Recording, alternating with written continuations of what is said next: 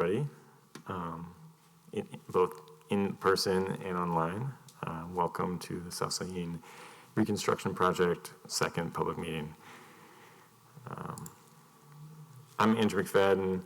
I'm the city PM.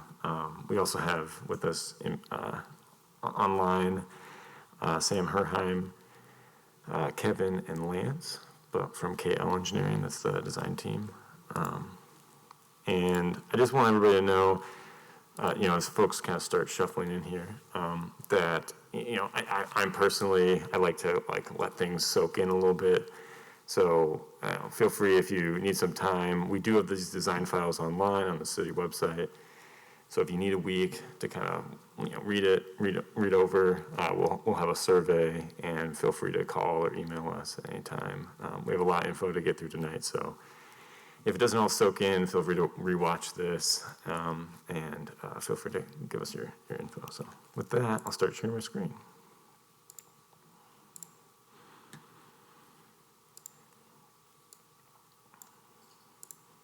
All right.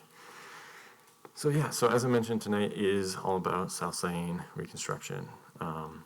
And here is our project team. If I can just have everybody kind of wave online. So Sam, she's our project manager on the KL side. We also have Kevin, our traffic engineer, and Lance, kind of our lead design engineer. So thanks for joining us, guys. And with that, I'm going to let Sam. Oh, I do want to go over some ground rules first off.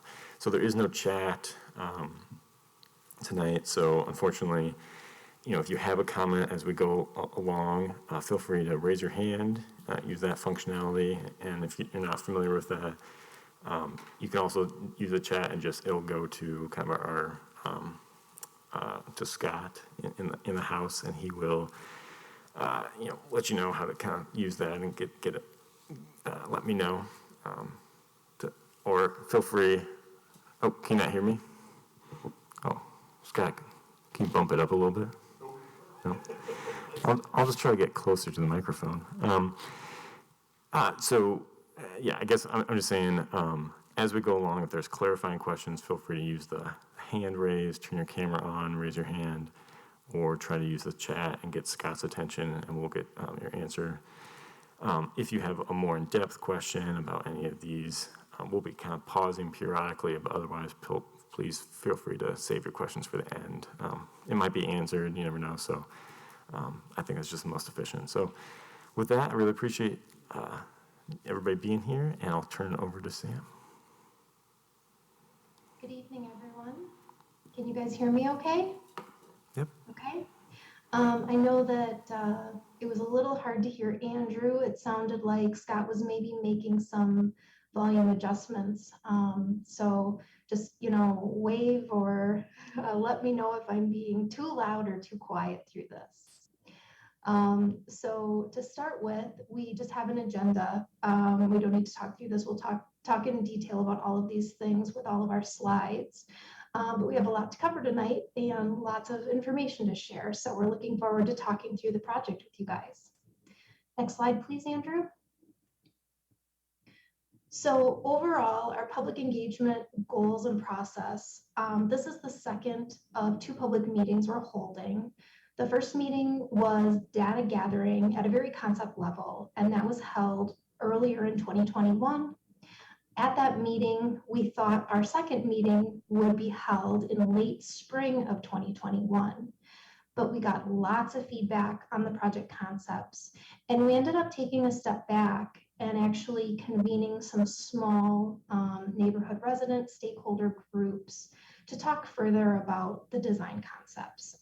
There were 9 meetings held in total, and we were able to do some more work on the project. So now we are in the fall meeting, our second meeting. So the goals of tonight's meeting are to report back on the cross-section concepts that we talked about at the first meeting, to talk about intersection concepts in a little bit more detail than we did at the first meeting, to discuss what the preliminary plans look like and talk about next steps. Next slide, please. So in case you weren't able to attend the first meeting, or just as kind of a refresher, I'm going to go through a little bit of the background. So just as a reminder, the project location is on Syene Road. The south end is at Aurora Avenue, and the north end was actually at McCoy, the intersection of McCoy and Syene Road. That's actually changed since our first meeting. The northern limits of the project are now going to be West Clayton Road. What's happened is the work from West Clayton Road up to and through the intersection with McCoy Road, that project has been submitted to the Wisconsin Department of Transportation for highway safety improvement funding. The application was submitted late summer. The city anticipates finding out if the project is approved late this year. And, you know, all things looking good based on all of the data that we have on the intersection. We hope that this will go through the Wisconsin Department of Transportation design process. So that will be a little bit different in that they have very specific public engagement requirements. So not to worry, there will be separate additional meetings on that design specifically. So more to come on that. Next slide, please. So a little bit about the project background. Recent development along the corridor has really changed the character of the corridor, and the roadway wasn't updated along with the development that happened adjacent to it. So the city hired a consultant to do a study project and to look at what should be done with this road. Back in 2019, that study was complete, and the proposed cross-section you see on the screen is part of what that consultant, that study, had proposed. So the city then hired KL Engineering, our group, to delve deeper into this, look at the proposed cross-sections, and really look at the entire corridor and create a design specific to the different segments of what the corridor looks like. There's some very residential areas, there's a couple small commercial areas, and then there's natural areas next to the DNR and Dane County owned parcels. Next slide, please.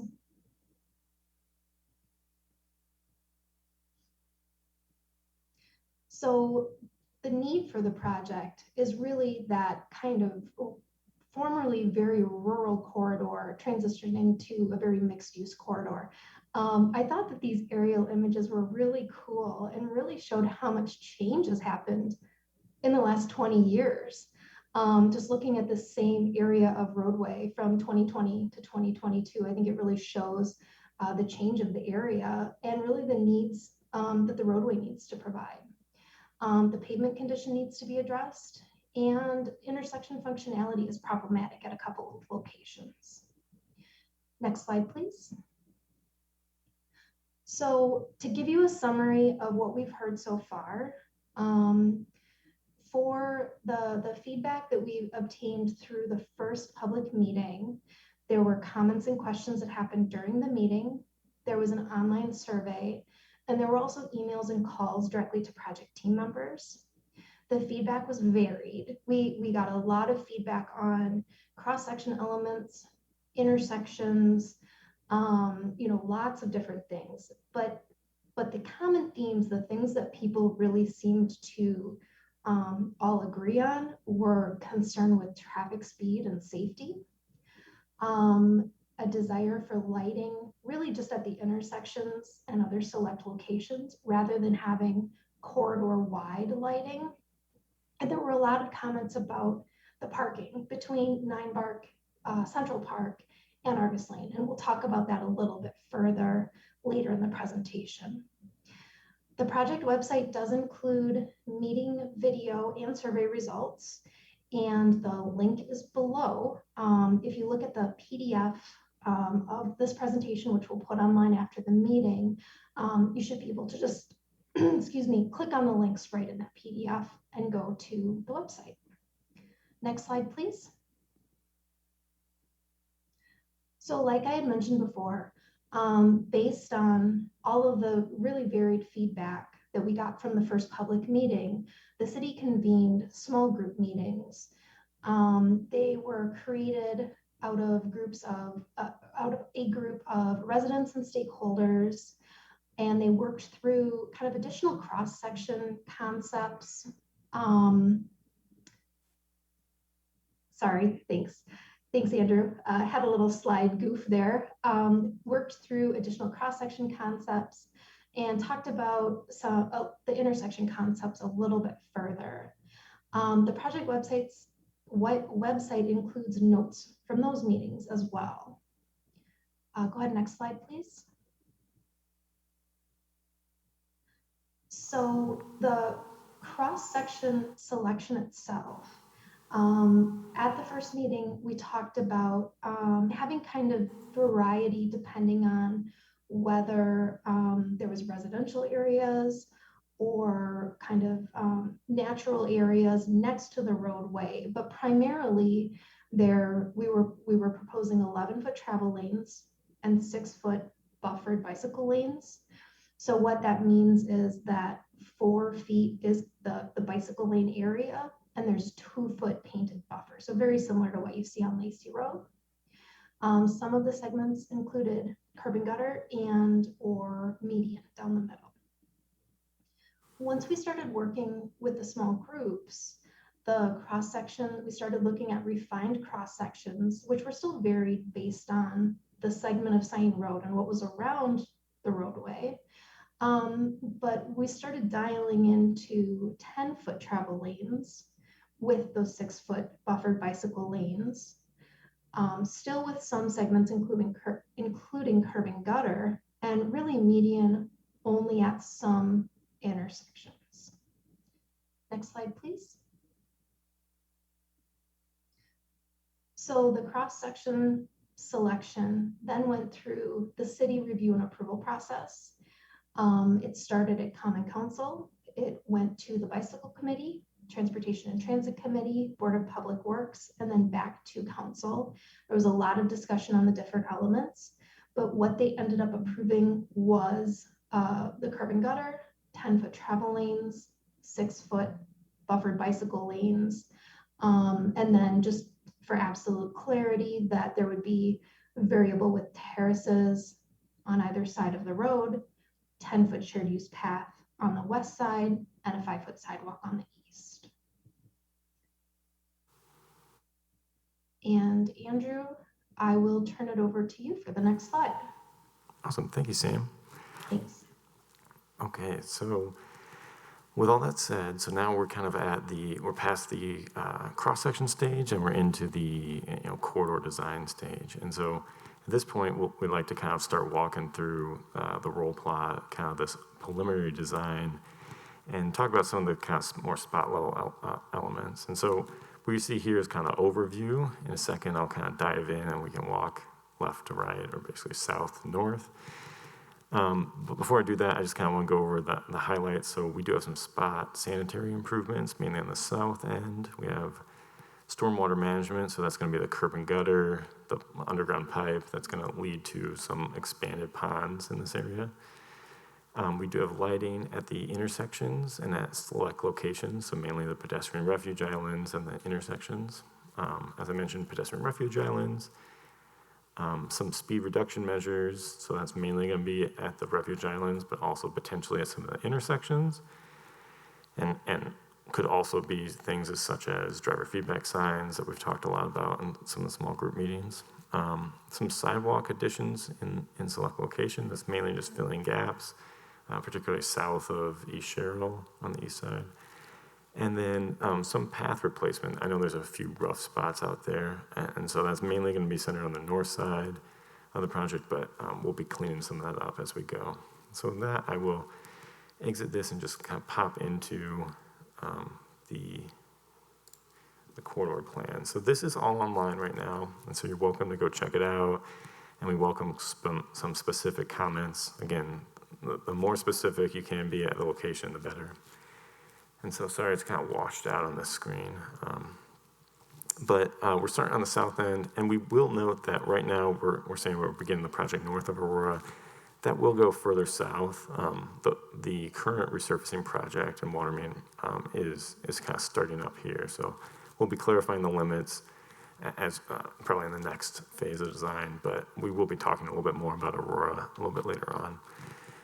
And so I'll kind of skip over the intersections because we're going to dedicate some specific time to that. But we do see the first intersection here at Lacey and Syene as a traffic signal, and that's mainly due to the close proximity of the railroad crossing.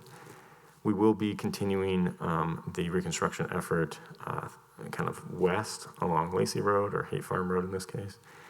Or sorry, this is still Lacey. And doing a shared use path on the south side to basically connect up the corridor to the roundabout further east. Then as we move up the corridor, you see, so we have some auxiliary lanes that narrows down. We have in this area, we would have a new pedestrian refuge island to connect a new sidewalk here along the east side of the corridor with the parks. Then getting further up, we do have some median defined in here, and that's again, this is still early phase, and so we'd be potentially talking about medians near the intersection and doing some access control, but still leaving it open for driveways and access as needed. And so working further north on the corridor, so you can see this is the second median refuge island. So there's some horizontal, you're kind of going back and forth. There's some traffic calming elements to that, some horizontal reflection. The next up would be a left turn lane into the No Oaks Ridge. I think currently there's a bypass lane there, so we'd be changing that a little bit, but basically the same configuration. Currently we have a preferred alternative here as a roundabout, but the other option is to leave a side street stop. Again, we'll get to intersections a little bit later. I'll note this is the more controversial part here of having some parking on the east side adjacent to these fronting homes. We'll be talking about that a little bit later, a little bit more zoomed in, but that's still on the plan, and we'll be talking about that and talking about some of the details. I know that most of our small group meetings specifically focused on this, so I know it's definitely a big topic. We do have Argus Lane here, so there was an access restriction there, limiting access to a right in, right out. Unfortunately, we thought that we could take down the hill just north of Argus a little bit more. Unfortunately, we weren't able to do that enough based on our preliminary design to remove that access restriction. So that's going to stay. And then just north of that, we have the northernmost pedestrian refuge island, and that has some path connection to the on-street facilities, on-street bike facilities. So as you're going southbound along the trail, you can basically slip off of that and go onto the bike lanes. As you're going north, you would take that refuge island over and connect up and go north. And then really that's where our project kind of ends currently. And then as Sam mentioned, we'll be continuing the project further north to include the intersection of McCoy and the Capsay Trail in 2024. And so we'll have a separate design effort to do that. Any kind of immediate questions on the corridor before I move on? And I'll check online. Okay. Hearing none, I will jump back into the presentation. And so now I'll just kind of go through some spots, just kind of dwelling on some of the things I alluded to. And so here, so we do have existing paths and sidewalks along much of the corridor, but unfortunately we don't have a whole lot of connections in between them. The existing marked crosswalks are at intersections, but fairly far apart. We're talking about 0.4 miles between crosswalks. And so that was really between that and some of the traffic calming elements that we get from that horizontal deflection, potentially, flashing beacons, and crosswalks. We thought it would be appropriate to put 3 new pedestrian refuge islands. And so I'm showing one here. This is the southernmost, adjacent to the park and kind of the nearest to the BP. And then we have another one further north, basically by Nannerberry Park, and then another one further north at the north end of the project limits. And so that really we're trying to connect the two sides of Syene, slow folks down, make it comfortable to cross. So now I'll get into the intersections, which is really one of the more interesting parts. And so I definitely welcome some questions as we move along, certainly clarifying questions. If there's acronyms we didn't spell out or anything like that, feel free to ask. But first, this is one of the simpler designs. Unfortunately, the decision was kind of made for us with a railroad. It's currently an all-way stop. It has a very short distance between the all-way stop and the rail crossing, leading school buses and large trucks to hang over the railroad tracks. And not knowing exactly what the future holds with the railroad, but wanting to plan for the worst case, we want to make sure that we're planning now and putting in a traffic signal so that can include preemption with the rail crossing. So when that when the train comes through, that'll be coordinated with this traffic signal, and we'll close the crossing gates at that time. So that's really the only option we have right now. Basically, it was, it's not necessitated by the traffic, but it certainly is necessitated by the adjacent rail crossing. So we'll have a path on the south side as well here, and then we'll be including median gates at the crossing as well to in order to get a future quiet zone application basically through this whole stretch. And so there is a railroad hearing required. We'd be looking at scheduling that sometime starting maybe in December and going through the spring. So that's Lacey Road in Syene. And the next intersection is East Sherrill Parkway in Syene. So currently an all-way stop, and you can kind of see it here, so just orienting everybody. So this is Syene Road. We do have some auxiliary lanes out here, but generally we're talking about all-way stop. It's operating comfortably now, but with future conditions, it won't last that way for long. I know that there are some concerns out here with yielding compliance to pedestrians and bicyclists as well, so just want to note that. And so really we have three main options. One's a roundabout, and two are traffic signals. And so I can kind of offer this. So this diagram, this exhibit is online. And so this really shows, I guess, the look and feel of each of these, along with some of the high-level information about them. So I'll just note the roundabout. So I can actually open this up real fast, give you a little bit better look at it. So the roundabout option is kind of the middle cost of the two traffic signals. When constructed, in 2022 or 23, it would be a level service A, so really operating very, very well. In 20 years, and kind of our design of the road, kind of our design year, we'll be looking at level service C, still definitely comfortable, and we're not talking about long delays, long queuing there. Whereas the signal options, we have two of them. I'll start with the more traditional signal first and kind of walk up to the protected intersection. And so that's this third one you see, so roughly $1 million. And again, that's not just the signal infrastructure, that's roughly $250,000 of it. Most of the cost is really just from reconstructing the road to kind of accommodate that new signal infrastructure. So when constructed, it would be a level service A. It would definitely work well, and in 20 years, a level service B. So really comfortable delay and not too long a queuing. And then the third option, I'll get to a little bit more detail later, is a protected intersection. And that introduces some basically small islands just to make it a little bit more comfortable for bikes and pedestrians to cross. And I'll show a video to really demonstrate that in a little bit. Well, actually, first, I can kind of show you graphically what that might look like. So basically, it introduces these new islands into the design, and that just gives, that slows down right turning vehicles to make this conflict a little bit safer and more comfortable, and also improves the visibility by basically putting the cyclists and pedestrians ahead of the vehicles at stop. So that the cyclist approaching the intersection can see the vehicles can see the cyclists, and vice versa.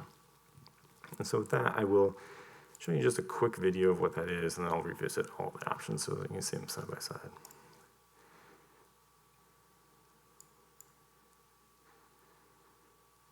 I'm not sure if you can. Oh.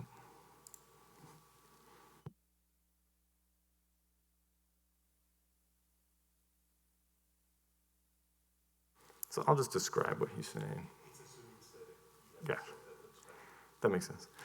So really what we're seeing is that a traditional intersection might have, wouldn't have this necessarily, the right turn bay adjacent to a bike lane.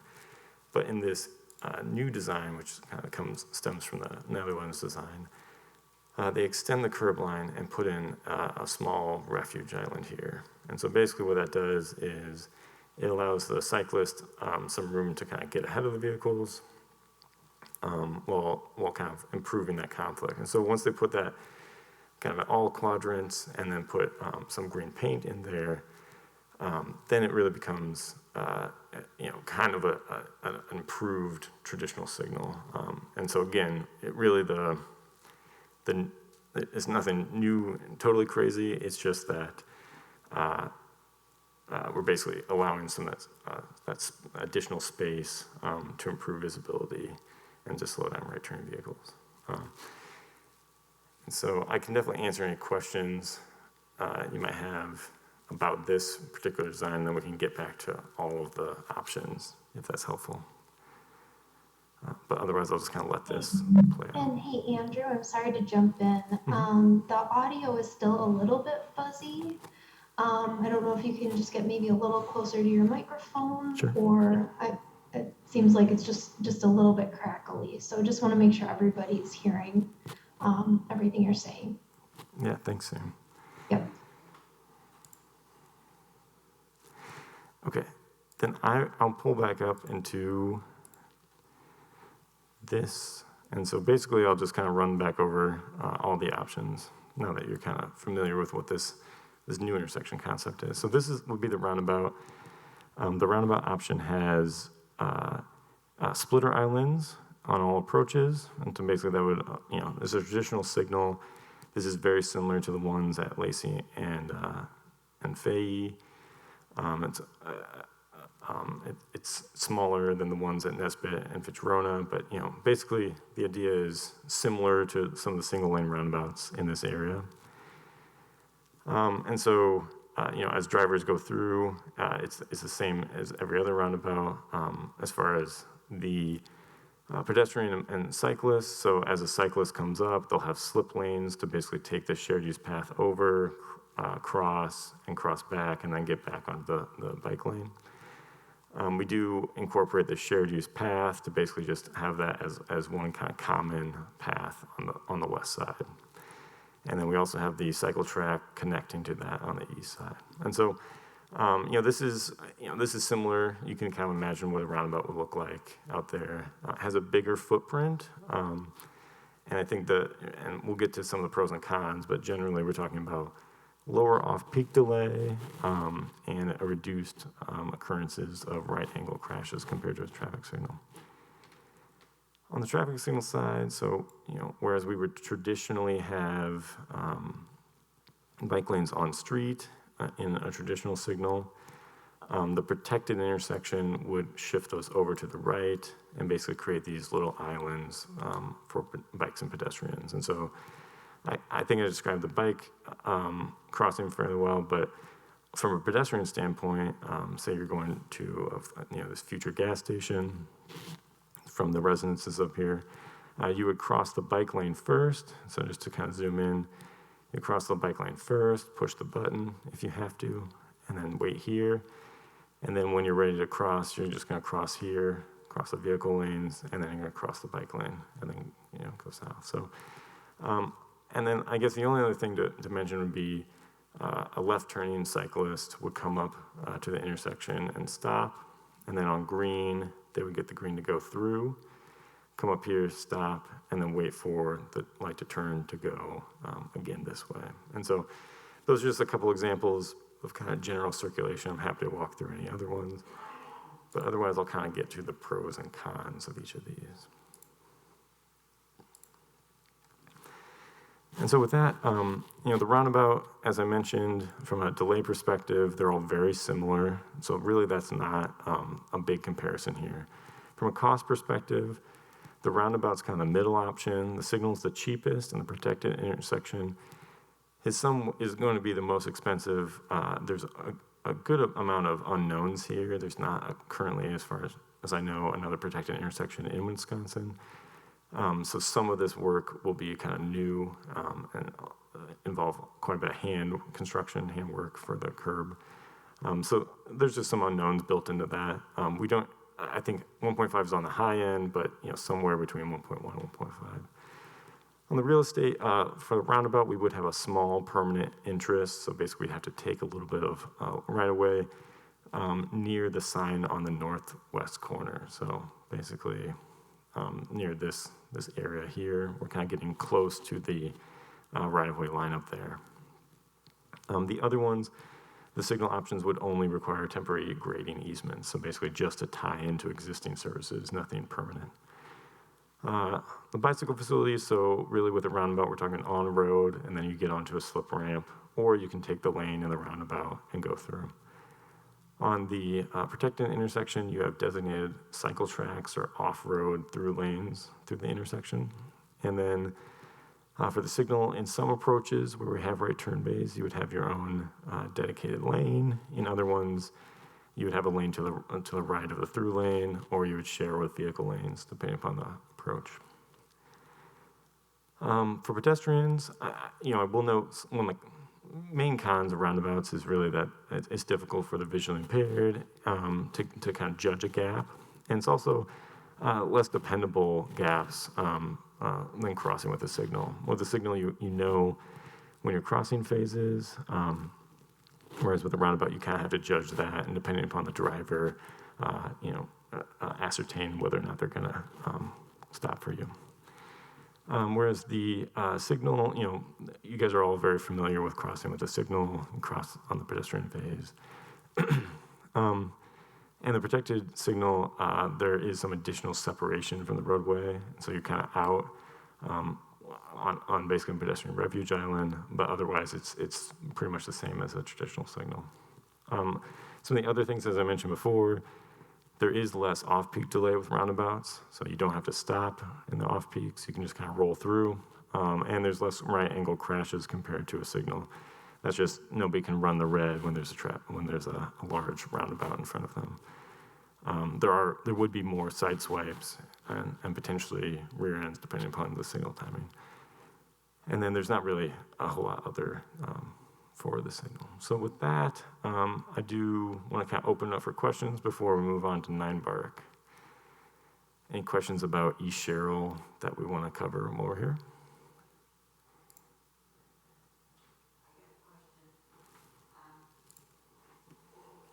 Yeah, please come up, if you can. I'm on Syene Road, and we're not far from the Sherrill Drive there. But my question is, I'm Joanne Jensen. My question is there's a little bit of a hill there. Which of these three would be the safest, and are you going to lower that hill for visibility, for driveways in and out over in that area? Are you talking about, and Lance would have a better understanding of the kind of the topology here, but from my understanding, it kind of goes up into the intersection, and that's really where the highest point is. Is that right? Are you talking about north of your property? Well, either way, either at Sherrill or coming either direction, there's a bit of a hill on both. Right. So there is a visibility problem pulling out into the street, into Syene Road. And I was wondering if they're going to be lowering those hills a little bit.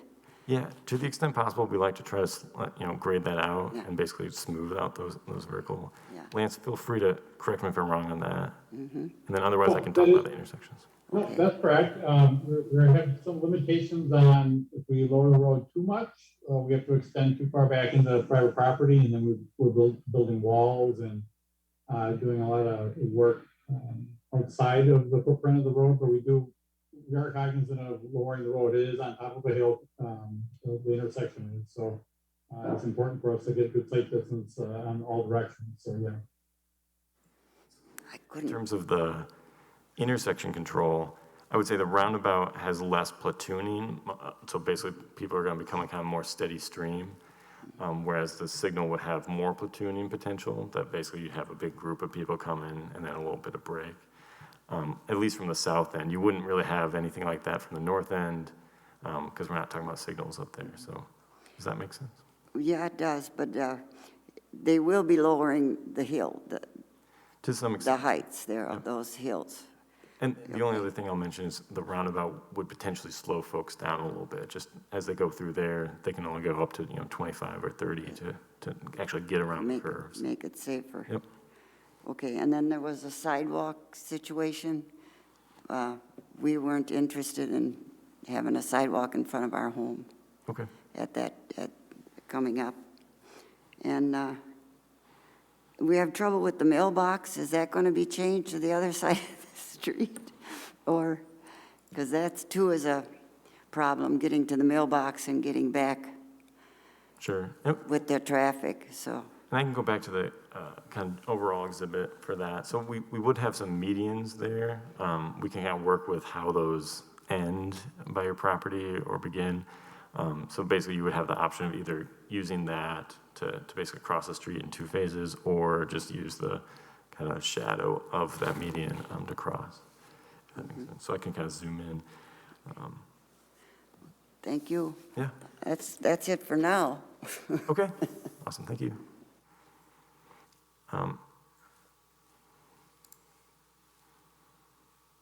I think Steve Arnold has a question. Steve, you want to go for it? Yeah, can you hear me okay? So three things. The first one is that on the signalized intersections, I hope that the engineers will look carefully at the way bike lanes are carried through the intersection. You can see on the right diagram that you're showing, first of all, don't go too big. The south leg on South Syene has no bike lane. The bike lane disappears, and you're asking the bikes to merge into the through and right turn lane. It's, I think, reasonable to have bicyclists share with the right turn lane, but not with the through lane.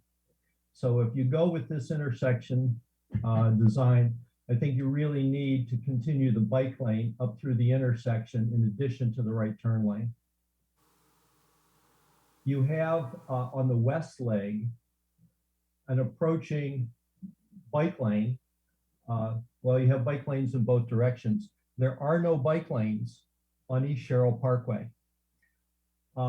So they will be ending and creating a conflict point when you're going westbound.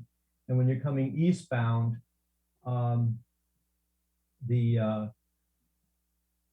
no bike lane to feed into that center bike lane that you have there.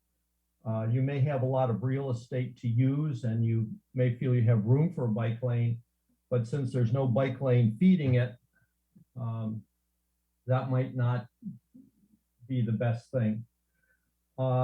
Because you have farther to the west a multi-use path through Swan Creek Park, it might be good to consider, if not part of this project, or at least for the future, replacing the sidewalk between,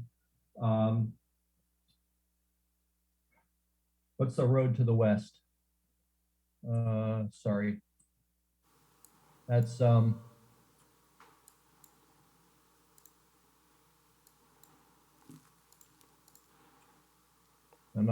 not seeing a street name here, but Sorry. just to the west of the Swan Creek, Crinkle Root, right? Crinkle Root. If you would replace the sidewalk on the south side of East Sherrill Parkway with a multi-use path, it would connect the path that goes through Swan Creek Park to the cycle track, the bike lanes, and the side path that are at East Sherrill and South Syene. But right now, the traffic pattern really doesn't envision bicyclists on East Sherrill Parkway, and there are no facilities for them. They just have to share the traffic lane the whole way. Since there's a lot of employment centers to the west and a lot of population, and of course all of South Madison to the east, we would expect busy traffic counts there. So, all right, I have covered the points that I wanted to make about East Sherrill and South Syene. Thank you. Thanks, Dave. Any other comments on this intersection before we move on? And again, feel free. This is all, I think Scott is indicating we do have. Katie has a question. Katie, do you want to go for it? Hi, I just wanted to reiterate about the intersection I was in the series of small meetings with folks who lived in the area or were interested in knowing. And one of the things that was discussed with the roundabout option was the fact of potentially a little bit riskier for pedestrians. And that kind of looms large, especially with the quick trip going in there. And we do expect that there's probably going to be a lot of foot traffic, vehicle traffic, bicycle traffic that probably will be going to and from the quick trip. And that's why I think some of us like the protected lane option, or the protected, I don't know what it's called, the middle one. Because of the roundabout, sometimes you feel like you're in a game of Frogger. You're not sure if the car is going to stop or if you can get across and things like that. So I just wanted to mention that. Yeah, thanks, Katie. And just so everybody's on the same page, basically we're talking about the southeast corner of East Sherrill and Syene. Currently there's a proposed development of a quick trip here. So we have future convenience store labeled on the exhibit, but yeah, so that's what Katie's referencing. And that, according to current schedules, would be going basically concurrently with this project in late 2022. So, okay. Any other questions or comments? Yeah.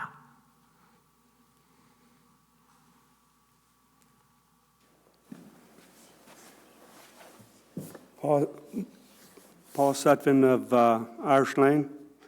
I want stoplights only to detour all the traffic coming down Sherrill, Parkway. Once you put stoplights, and it ain't a thoroughfare anymore, the people that that don't have brakes on their cars will go to a different place for a straight shot. And it also does give pedestrians a chance to make it across. People don't go across those intersections or crosswalks. They decide to walk across the road or, like East Wash, then people walk all the way across 4 lanes of traffic, 6 lanes of traffic. They don't go down to the intersection and walk. So if you put stoplights, if bikes or people are walking, they're, so either the stoplights or the protected, I'm for, but I don't see any protection with the roundabout. Roundabout on Fahey Glen and stuff, there ain't that many people walking across the street there, because I go up Irish Lane over to Fitchburg, down Lacey, and they're moving at a pretty good clip around that, and it's, and the corner of, if they really want to see what stop signs do, come down to Syene and Irish Lane. Those guys don't stop at the stop sign. So if you put 4-way stops, it would have been a whole lot nicer. So, I mean, it's protected, and I thank you. Sure. Thanks, Paul. Awesome. Yeah. Sure. Why don't you come up?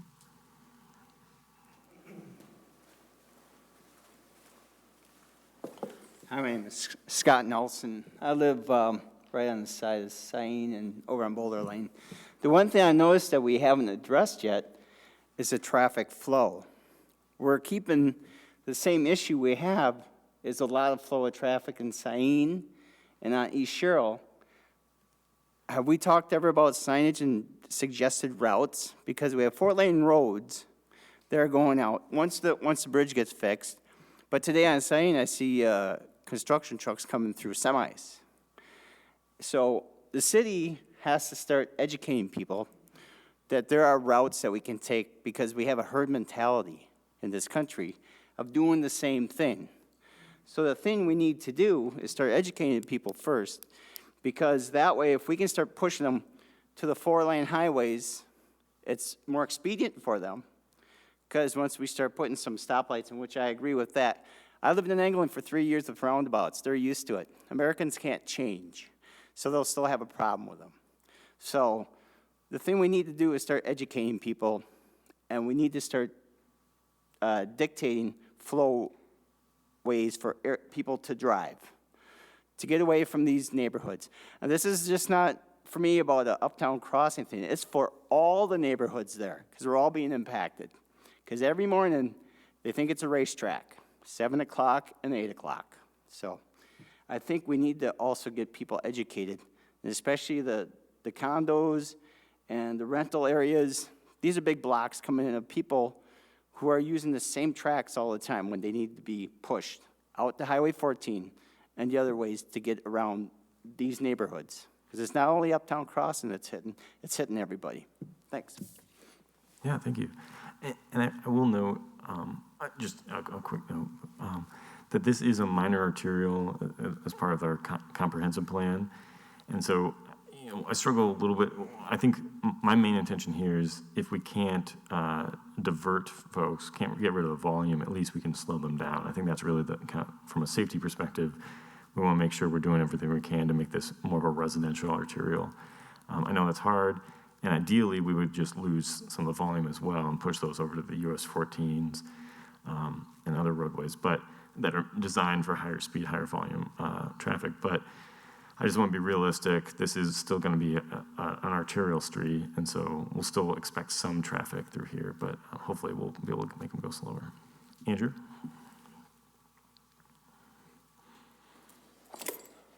Andrew Bruner, 2878 South Syene, Uptown Crossing. I also agree with the protected intersection being the best that we saw.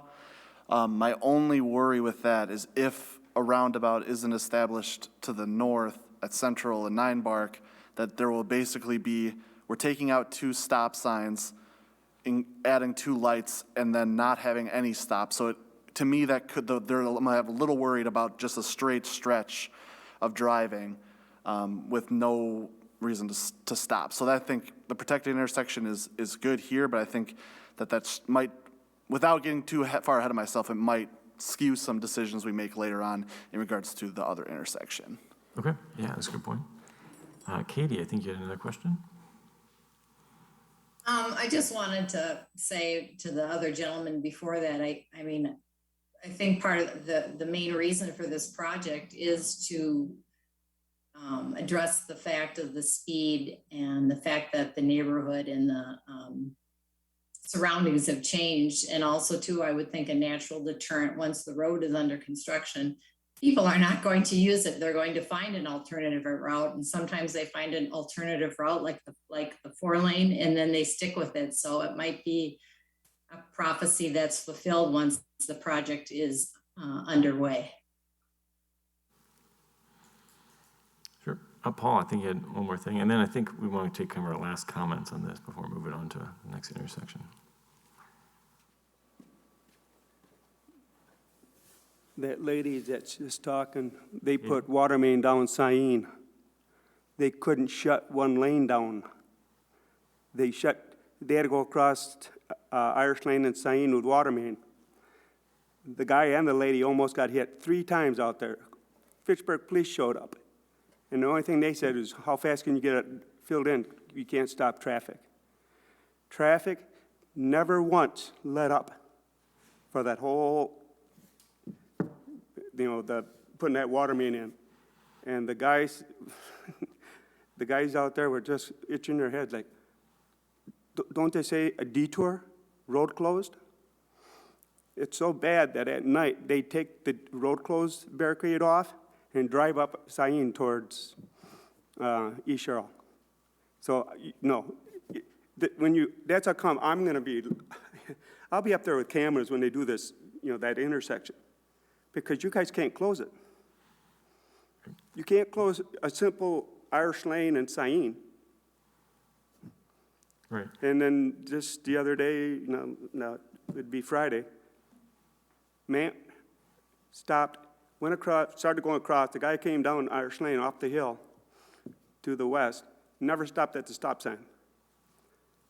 Gotcha. So, I mean, we have to teach people that road closed and detours, and don't even think about lowering the speed limit, because Irish Lane is the, speed, the speed, for Fitchburg is going straight across, so but that's how come, if you put stoplights and somebody runs it and gets hit, then they're really in trouble. A roundabout, they're fender benders all the time. So, I mean, construction is not going to stop the traffic, because it was just shown, and even the engineers that were from Fitchburg out there were saying that can't stop them. So, I mean, the lady had it there, she has, logically thinking, when you start a construction, people go around it. Not here. Right. So, thank you. Yeah. And I know some of that's, the context, if there's other ways around. Hopefully once we get US 14 back up and running with all the ramps, that'll be a more attractive option. But yeah, that's a good point. I think we're hoping for some kind of temporary effects during construction to last longer, but you never know what you're going to get. So good points all around. Anything specifically about the intersection control? Any clarifying points? Otherwise, we're going to move on to 9 Bark. And I'll check the chat one more time.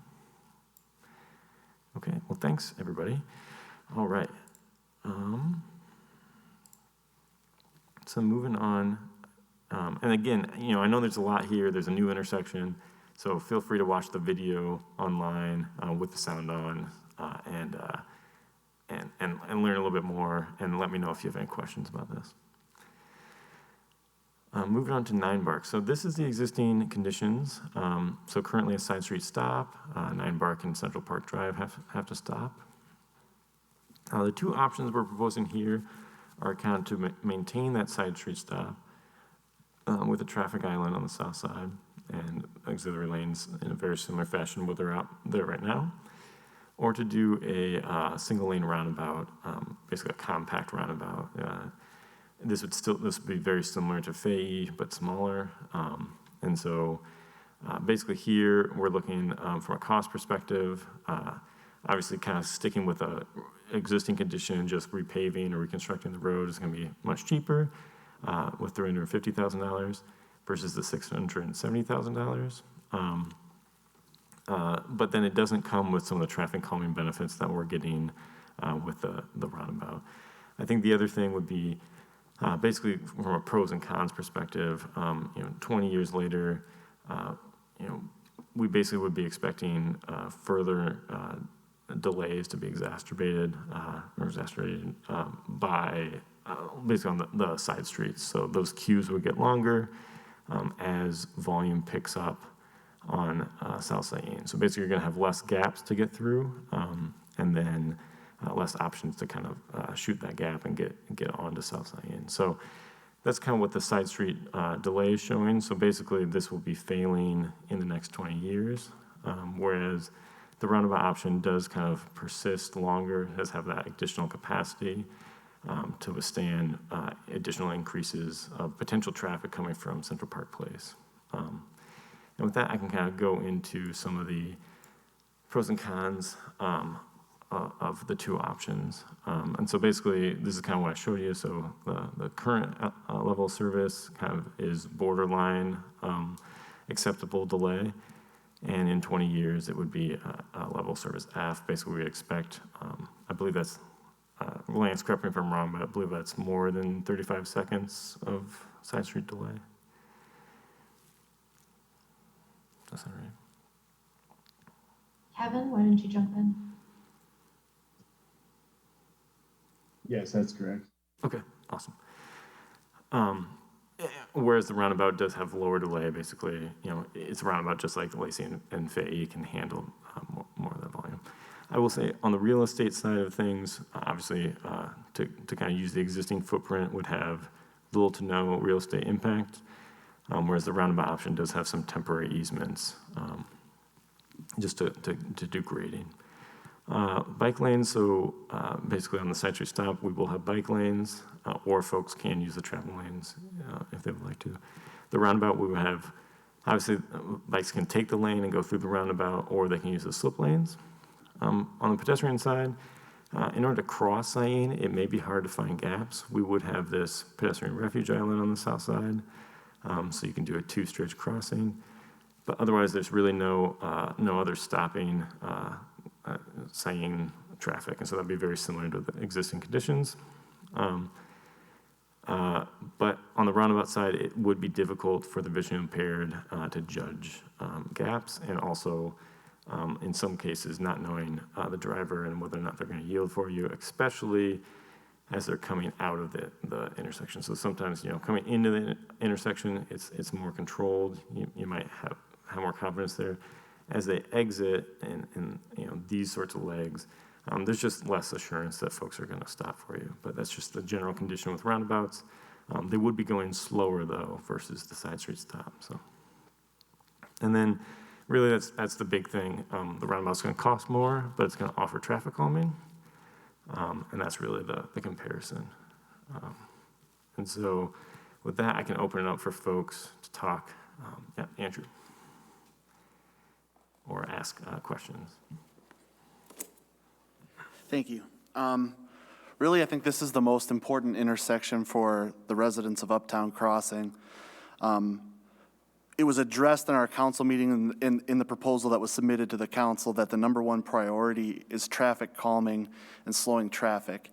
And as you've seen in the project that's presented today, this is really the only measure that's in place that would slow and calm traffic along the corridor. So I think it's vitally important that this roundabout be put in place. There are 15 homes that front Uptown Crossing on this street, many with children and pets. Over 60 homes in our neighborhoods use sidewalk fronting South Syene for walks, and they need to use it to cross South Syene to access parks and the popular Capital City Trail. And those are all without protection measures currently to stop or slow traffic along that corridor and allow for safe crossings. As traffic increases with the development of the area to the east, measures need to be taken at this critical moment to help manage traffic flow and protect pedestrians. Traffic data presented to the city indicated that a roundabout at Central Park and Nine Bark would most effectively manage this increased traffic flow and slow cars down for safer pedestrian crossing, as a traditional four-way stop is not an option.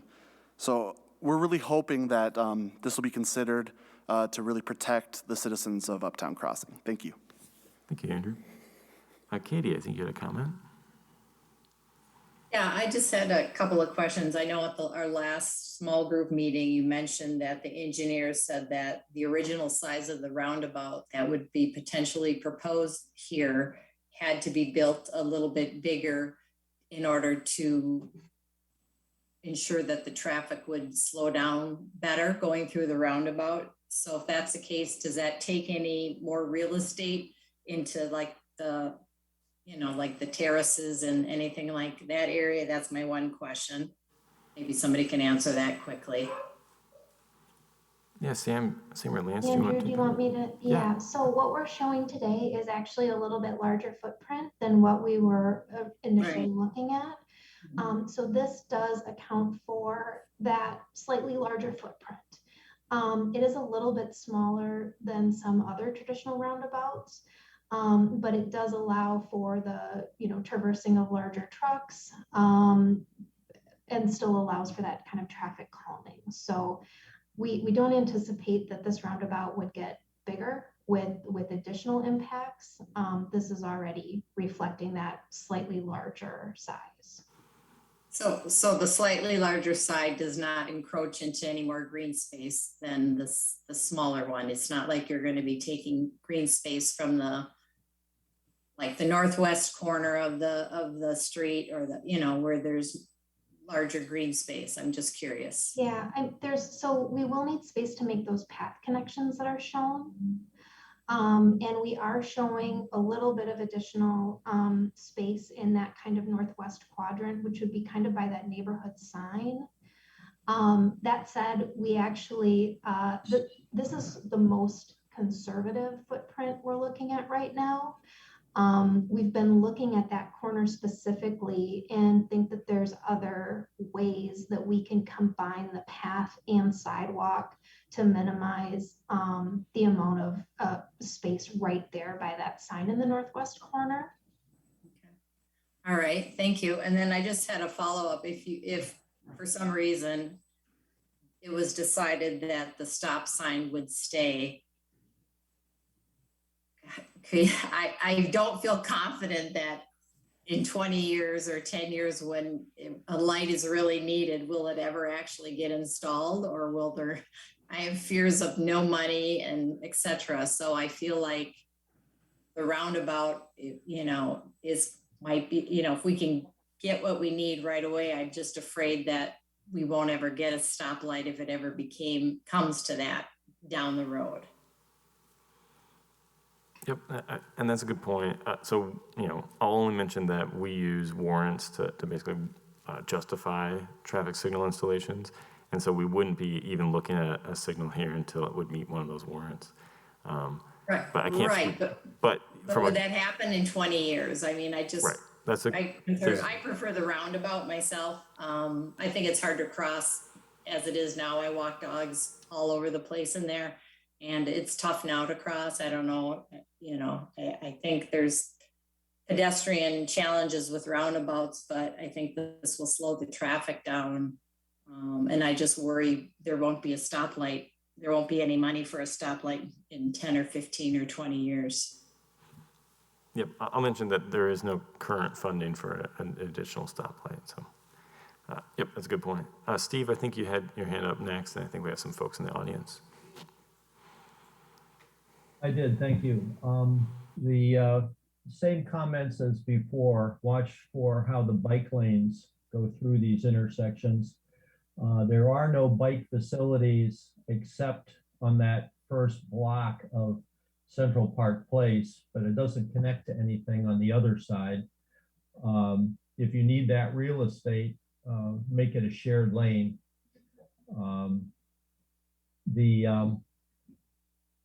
I want to support the roundabout on behalf of Bike Fitchburg for the traffic calming.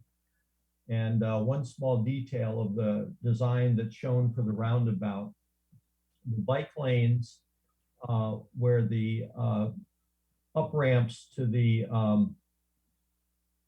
multi-use path go should be dotted there, because bicyclists have the option of going through the roundabout on the road, as well as going up and going around the multi-use path. So it's the point just before the three-headed arrow in each direction. You see where I'm talking about? I think so, yep. And we can sort out. I'm not seeing your pointer, so. Yeah, sorry, it disappeared. I think you're talking about these. So not that side, because there's no bike lane. Okay, gotcha. Yeah. Here, so yep. Right there, that stripe should be dotted. Yep. And also on the other three, there are 6 entrances and exits out of the 8 that have bike lanes, and so they all need to be dotted at that point, dashed, short dash lines. All right, thanks, That's all. Thank you. I think we had some comments in the audience. If I just to reemphasize, I think that the roundabout is really critical here, and the I could go with either the protected bike, the protected intersection, or the roundabout at down at East Sherrill Parkway. But here, I really don't know why we're talking about a stop sign. It's so important. Thanks, Steve. Paul. Yeah, I don't like to go up that part of Syene anymore because of that congestion of the building those houses right up the road. When they were putting them up, I go, but this is going to be a cluster years down the road, and it showed up real quick on right square in Fitchburg's face, because there's no place to go with the road. Build them right up to the, sidewalks. There's no place to put bike paths and stuff.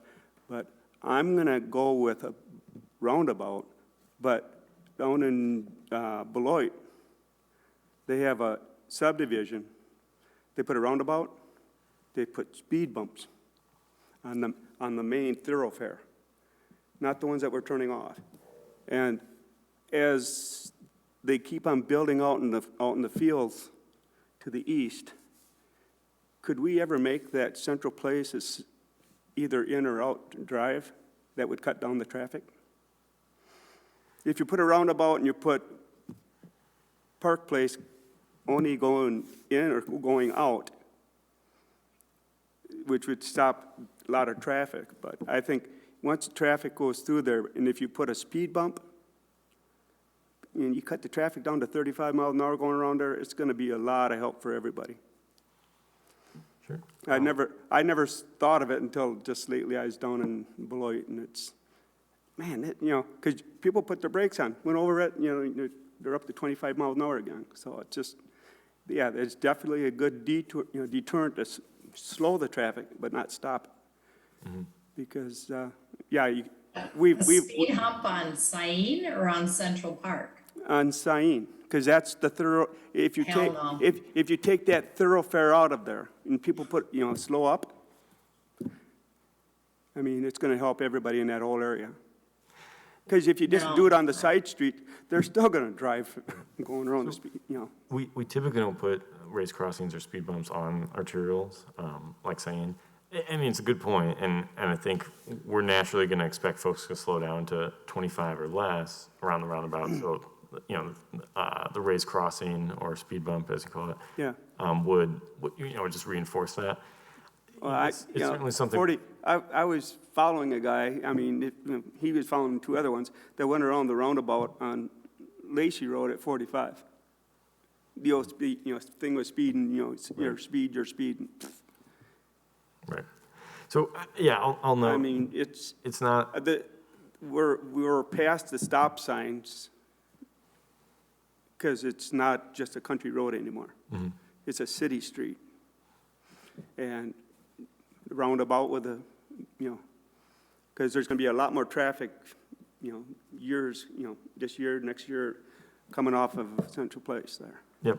And so we could look at that on the side streets or specifically on the west side, knowing that there's a shared use path there, but it's unlikely that we'd be putting that along the arterial. They wouldn't be stopping the traffic, but it sure put a lot of crunch in there, slowing down. Yep, that's a good point. Thank you. Paul. Yeah, Andrew. Just piggybacking off that real quick, if there was to be a bump on like Central for the people coming up off that side street versus the main arterial, that could slow some of the flow there as well. That's all I just wanted to add. Yep, that's a good point. And I will note, a comment came in before the public meeting of somebody living down by the new roundabout down at Lacey and Fayette. And they did note that, I just kind of want to bring it up for folks as a talking point of, there are some potential negatives to having folks, lights in your windows as people go around the roundabout and some deceleration. I think, certainly that slows folks down, but on the downside of that, folks are decelerating and accelerating. So I just want to note that. That was a good comment from somebody living nearby that I just want to pass on. But. So they were saying it was more intrusive to the marketplace? Yep. I just want to make sure I know, because it is my house that's right by the roundabout. So they were saying it was more intrusive in terms of light pollution and sound. From my understanding, basically because as folks go around the roundabout, you got to accelerate versus. Yep, exactly. So that I just kind of want to offer that as a That is something I'm thinking about as the resident there. Ultimately, I think a little unselfishly, it's what's most important for the neighborhood is to slow the traffic, but that is something that I think about being, very close to that roundabout. Yep. Sure. I think, if you want to go first. It's me again, Joanne Jensen. Again, I want to mention at that exact intersection also, there's two hills again. You got the same problem that people down in the little valley will have trouble seeing approaching cars. No matter if you put in a light or a roundabout, it's going to be coming over that hill. The pedestrians aren't going to be visible, or the cars aren't going to be visible. And I want to say hello to Steve. Yeah. Thanks, Jordan. Yeah, there's less we can do about the northern hill just because that, that's north of Argus, and so we really can't change the grade of Argus. There's a little bit more we can do about the southern hill, but I'll note, like Lance mentioned, it's going to be hard to tie that in, so we'll do what we can. It's a good point. There's limited visibility. Lance, do you have any follow-up to that?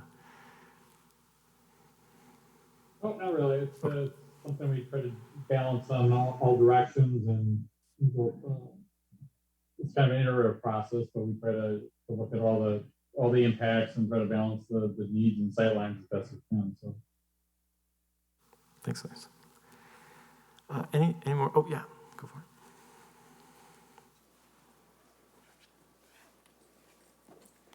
I'm Mara Bruner. I also live on South Syene, right at this intersection, and like pretty much everybody else here, I just want to register my support for the roundabout versus having the stop signs on the side streets.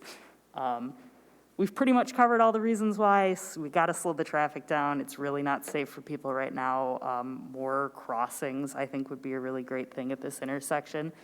And just to sum it up, I think you had a slide earlier where you were talking about level of service in 20 years. Saying that basically, if we keep it as stop signs on the side streets, in 20 years, we expect that level of service to be a grade of F. And I think that kind of sums it up. I don't think that you design a project that you know in 20 years is going to be failing. So I really feel like the roundabout is kind of the only option here. So, awesome. Thanks. Thank you. Okay, any other comments on this? Oh, yep, Patrick. First question I have is, why is it just these two options, and why would there not be a natural progression here from the two-way stop to a four-way stop, and then, when it's warranted in the future, a stoplight? That's my first question. Sure, yeah. So I think naturally, if the side street stop was selected, the always stop could be considered in the future as an interim, stopgap until a signal was warranted. So, yeah, that's a good point. There is a progression there for a future signal. Of course, that signal wouldn't be installed until we had money budgeted for it and it was warranted. Yeah, that's fine, yeah. But I'll note that the all-way, I guess the big detriment there is just from a kind of imbalanced flow that we expect a lot more traffic on Syene than we do on 9 Park or Central Park. And due to that, we'll have some queuing issues on Syene, basically long queues because they have to stop, whereas they don't today. And that could create some issues with cut-through traffic, folks trying to avoid those long queues. So I think that would be the negative to kind of that interim measure before a signal is warranted. And that's why we didn't offer it as a short-term option. So really the two short-term options are a side street stop or a compact roundabout. Okay, but one of the aims of this, as we've discussed in the ad hoc meetings, is attempts by people to push the traffic away to other roads, Highway 14, Fish Hatchery, quite a ways away, but a series of intersections with either stop lights or stop signs, such as four-way stops, I think would help to push traffic to other roads that they think may be more free flow. And I just see this as better progressing with a stop sign, a four-way stop sign here as an interim. I also disagree with the idea of a roundabout here. I'm thinking about how a roundabout will work at this intersection right here. And the way that I would see a roundabout working right here is based on the predominant flow of traffic is northbound and southbound. Now, let's say somebody in Swan Creek wants to get out and go really either way, to the north or to the south, more likely probably going to the north. If there's a constant flow of traffic from the north going southbound through a roundabout, they enter the roundabout first. That means that somebody on 9 Bark trying to get out has to wait presumably a long time for a gap to ever appear for them to get out, because they're second to going into the roundabout. The southbound coming from the north is the first ones in, they have the right of way. The same thing for somebody coming out of Central Park Place and really wanting to go northbound or southbound. If there's a constant flow of traffic from the south going northbound through a roundabout, same thing. You can't come out of Central Park Place until there is a gap, however long that might take. I also see that this is just a free flow through the roundabout north and south, and I have understood that roundabouts work best when there's an equal amount of traffic from all 4 directions, and there is very little traffic, as I see it, prove that wrong, from 9 Bark Place, 9 Bark or Central Park Place. So I just think that the next step after this 2-way stop right here would be a 4-way stop, and that would allow traffic on 9 Bark for their equal turn to get out. And the same thing from Central Park Place. Everybody stops, people take their turn, all the way around the intersection, and they can get out much easier. That's the way I see it. I mean, figure out how this is really going to work for the traffic flow in here. Thank you, Patrick. And that's a good point. So yeah, typically roundabouts work best similar to all-way stops when you have similar traffic on all approaches. That way folks are honoring all of the approaches and they're not surprised by a left turn. That's a rarer movement. And that's something similar down to like the Fahey and Lacey intersection right now. There's much less traffic coming out of Fahey, so when a turn does happen, it might be a surprise.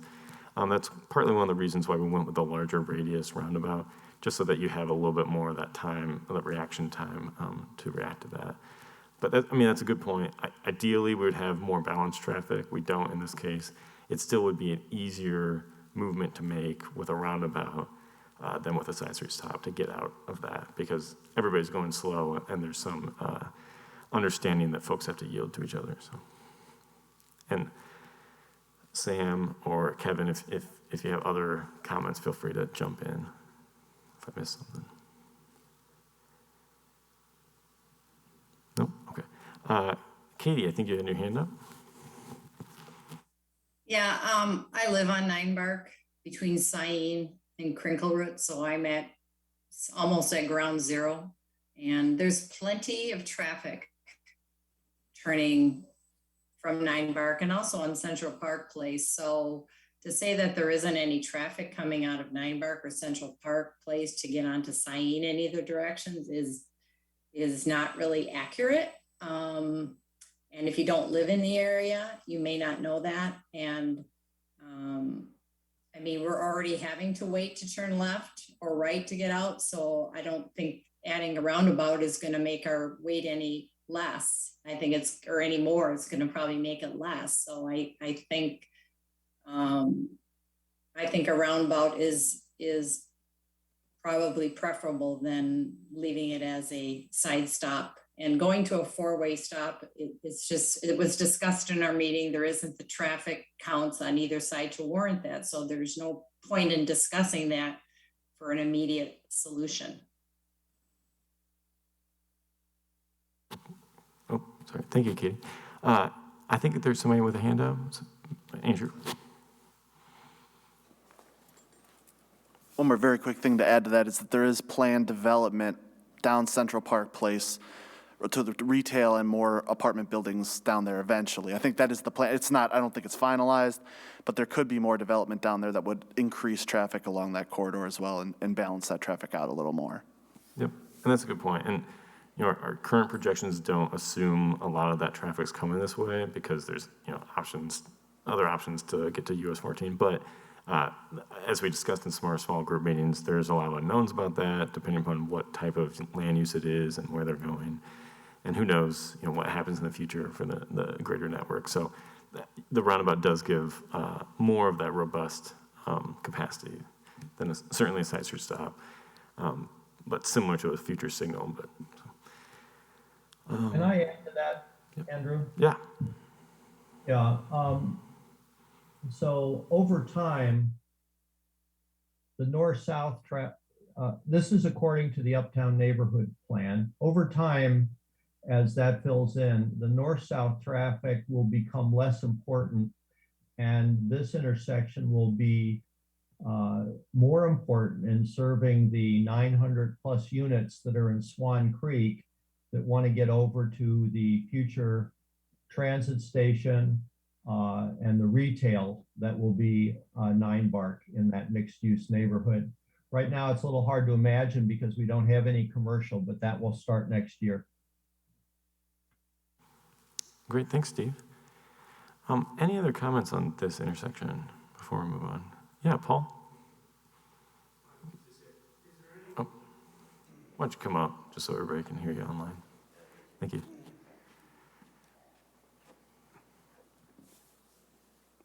Right now is the time to think about that amount of building that's going to be on Central Place, Park Place. If you can get that people or get that road, work with the people on Central Place that live there now, and you go with a roundabout, but you try to get the people not to turn right, but turn left onto getting on MM and Highway 14. You built that beautiful road all the way across that open field out there and a beautiful bridge, and yet more traffic is on Syene, and that's how come I go as far as Sherrill Parkway, and then I go up and around, and I go around, because it's a fast, easy way. But people everywhere is using that. It's like a rat trap. It just squeezes you all into one, 9 Bark and Central Place. And it's like Arnold said, that that's going to be built up more out there, and people are going to come right straight back into Syene. Well, actually, that roundabout ain't going to do no good after a while because it's going to you got a lot of traffic. So, I mean, the roundabout's the place to go, but we got to think future now for all that development out there in that field. And we got to get people not to come east. Go west. We've got to tell them to go east to get in. And that is our general assumption, but yeah, that's right. Whatever we can do to try to... Yeah, because no matter what we do with Syene, if we don't get the people to get on the main roads that we built, Lacey's, is a good example. Everybody runs down to East Sherrill now, and, it's just, and it's going to get worse with Quick Trip. So it's just, we can fix this now, but we can't. Once you build that roundabout, it's done, and there's no other place to go. So, thank you. Yep. Patrick. I agree with Paul there on the traffic flow. As Uptown gets built out, anywhere around on the east side of the rail line there, Herman Road will go straight up to the north to connect onto McCoy. And I would think that traffic around there wanting to get there or they get to the north would use either Herman Road to the north or actually go over and use that actual interchange that we built on Highway 14. The one problem with the Highway 14 interchange is that the DOT took out the exit ramps at McCoy Road that used to be there. I campaigned for keeping those ramps, but DOT did what they want and took them out. So I want to go to Rimrock a lot and then go either downtown or to the east side of Madison or so. And I have to use Syene Road and McCoy to get to Rimrock. You cannot get on Highway 14 and get off at McCoy because they took out the ramps. So I see traffic of some kind of business area, or it's supposed to be residential, actually, the north half of Uptown, using Herman and Highway 14, actually, which is what we've wanted, to send the traffic over that way. And I still hold my points on the roundabout not being the best option for 9 Bar Central Park Place. Great. Thanks, everybody. I appreciate all the feedback, and we'll definitely take that back. And so, feel free to reiterate those points on this, on the survey as we go forth over the next week. I really appreciate it. Hey, Andrew, I don't know if you wanted to mention the sensitivity analysis that we did at that intersection where we inflated the roundabout volumes. Yeah, that's a good point. Yeah, we did conduct a sensitivity analysis to understand, how much additional traffic, just in case some of those connections didn't come to fruition or more folks took this intersection than we anticipated. And as Kevin alluded to, the roundabout, I forgot what the percentage was, but it definitely, I think we grew the traffic by what percentage, Kevin? We grew the volumes to and from that east leg from the projections in the original study by steps of 25%. So up to a doubling of the traffic to and from that east leg. And up to about 50%, everything operated at D or better. And even at double the traffic that was estimated in the projections, the intersection still operated overall at level service D, with some southbound level of service E, which represents about 45 seconds of delay at the highest, which is a doubling of the traffic. That's on average during the peak hour only. And just to jump in real quickly, that's on top of the already projected increase based on the development plans that that are used to project what traffic is anticipated from future development. We added on to those already, sort of accounted for numbers. So just to clarify that point. Well, yeah, which is basically all to say that the roundabout will be more than enough capacity to handle additional unknown, variable traffic coming from Central Park. And so I guess that would just alleviate any concerns that, if we're locked in with a roundabout and what if we get more traffic, we'll be able to handle that. So that shouldn't be a concern. Now, if the concern is that that's not appropriate or there's other, there's certainly other pros and cons of the intersection, but future capacity shouldn't be one of them. Awesome. Well, thanks, everybody. So now I will jump back into the presentation and move on to some other improvement concepts.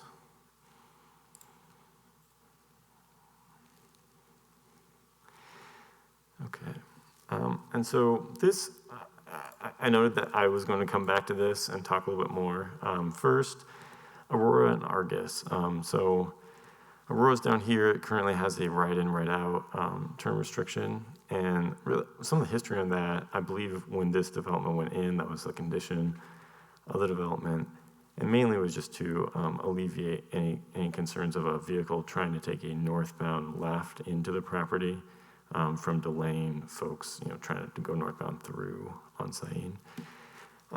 Currently, we have proposed removing that.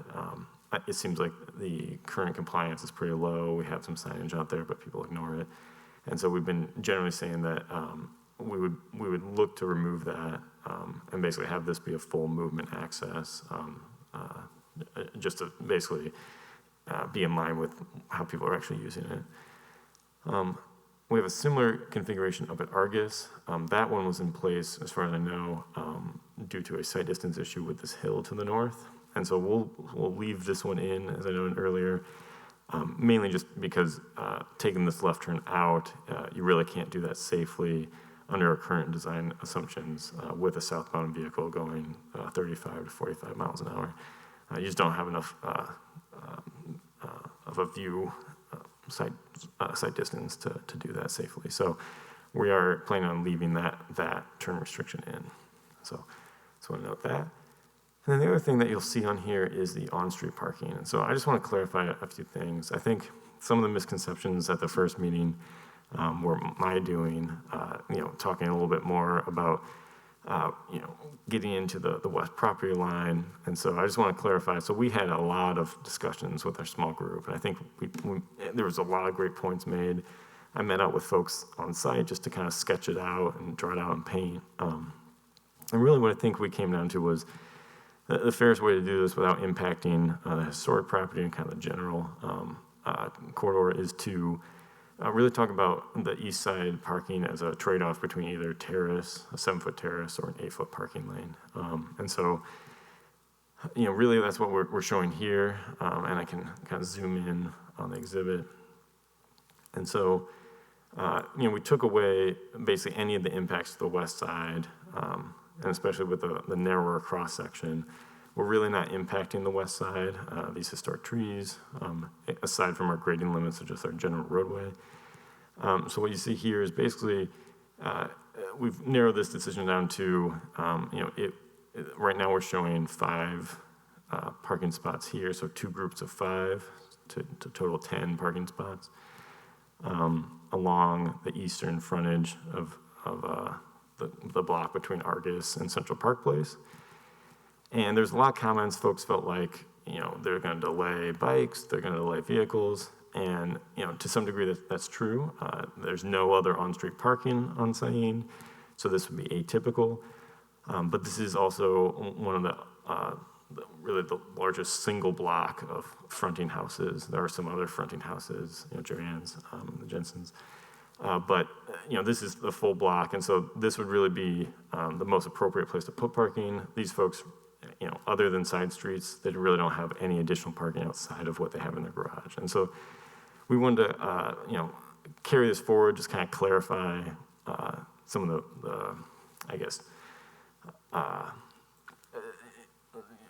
details that I mentioned earlier. And so really this is just a trade-off on that east side between terrace or parking. And I will note that parking does, the elimination of the terrace does eliminate the snow storage for this 200 feet of frontage.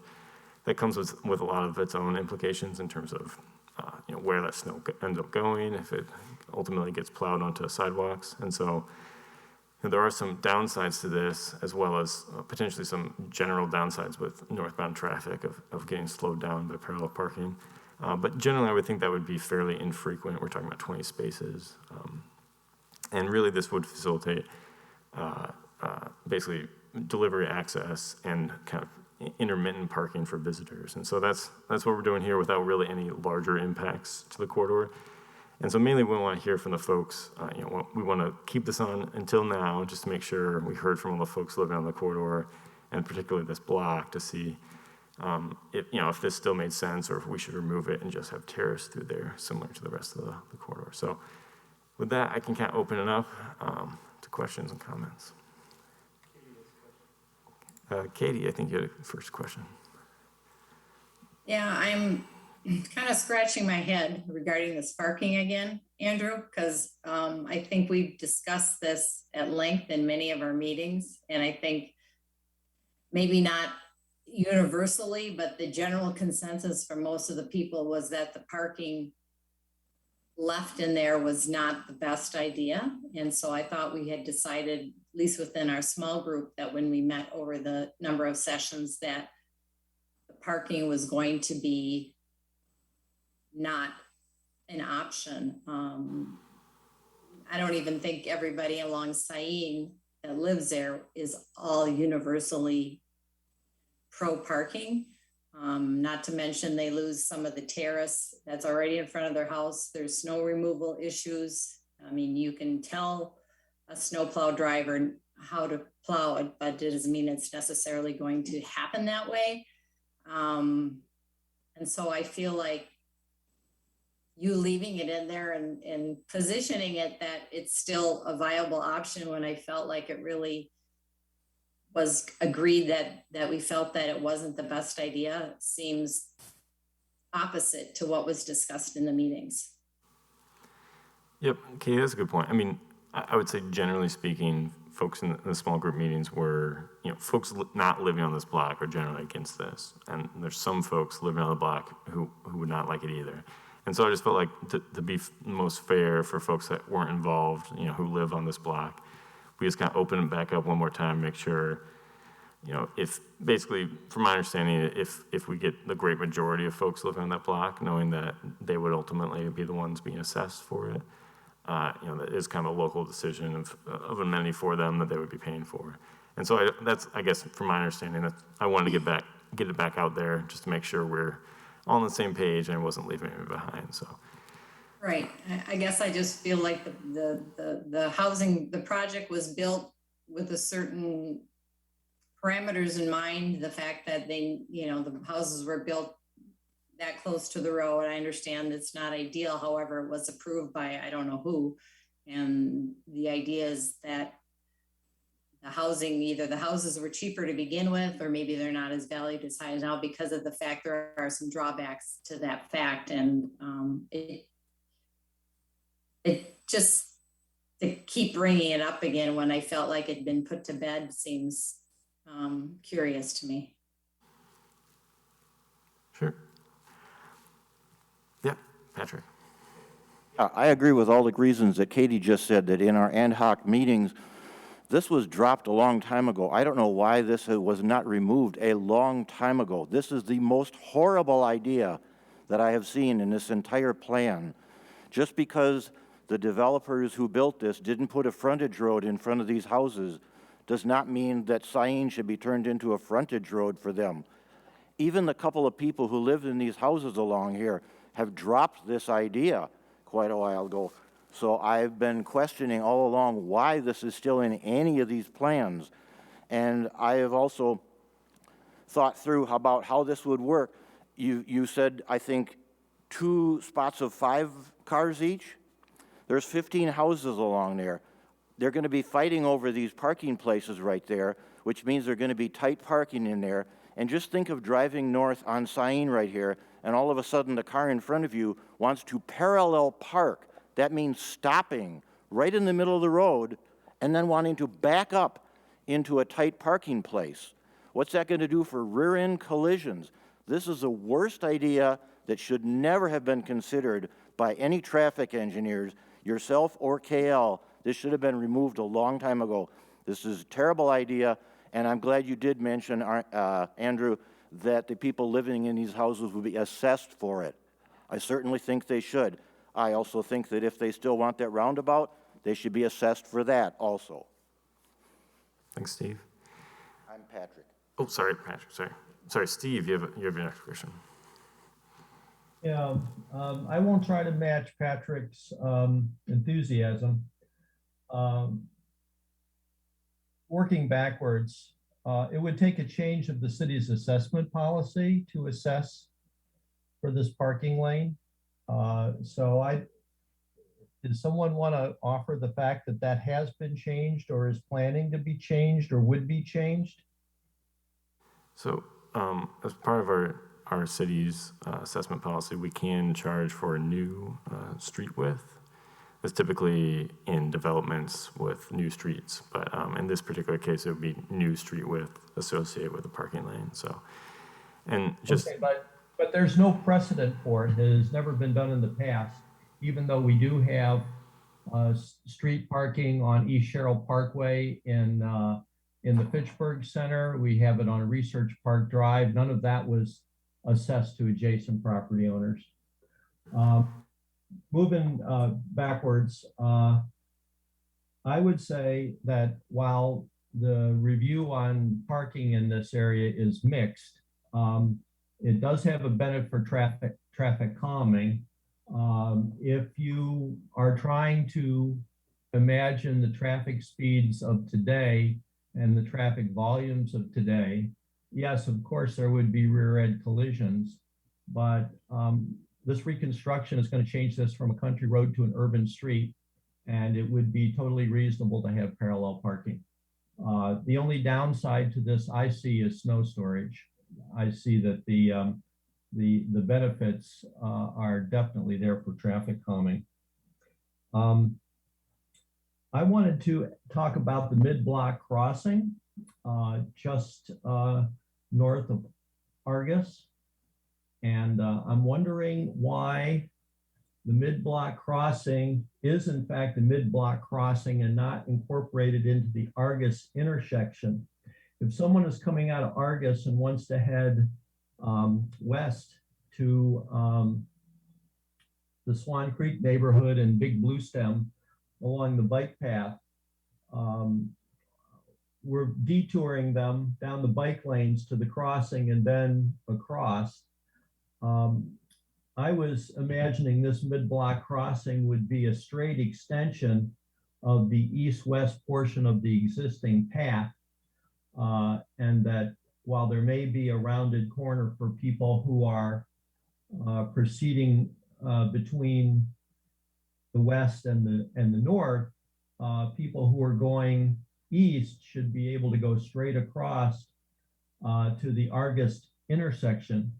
So can one of the designers speak to why that was moved northward by the depth of that block north of Argus? And honestly, really, the only reason is that this is the top of the hill.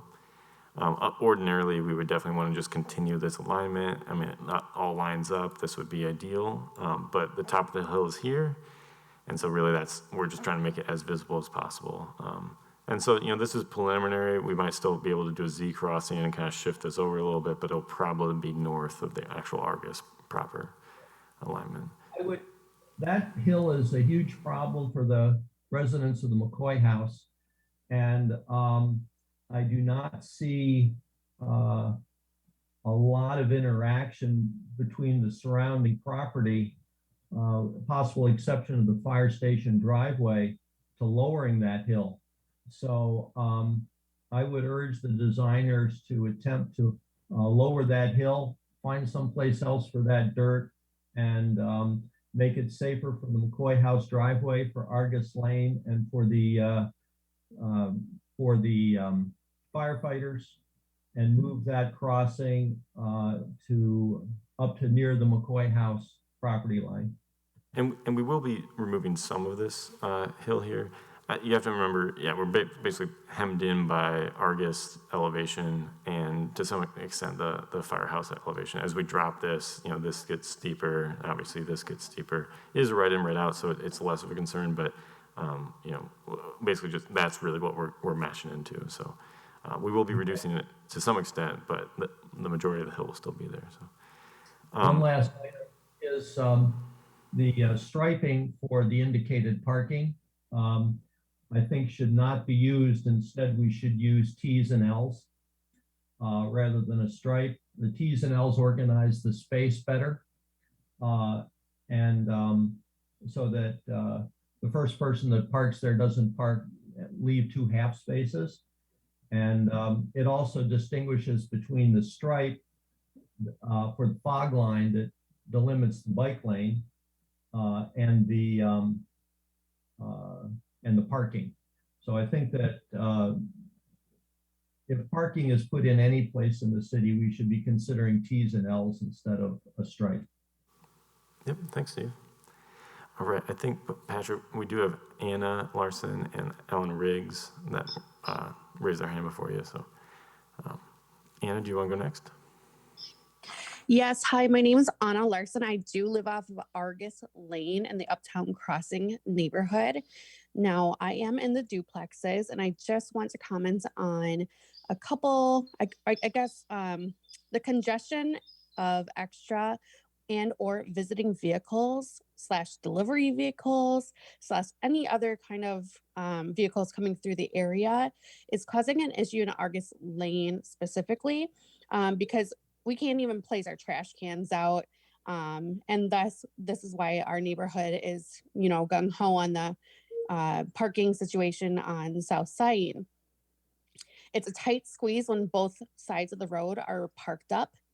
Trash cans can't go out.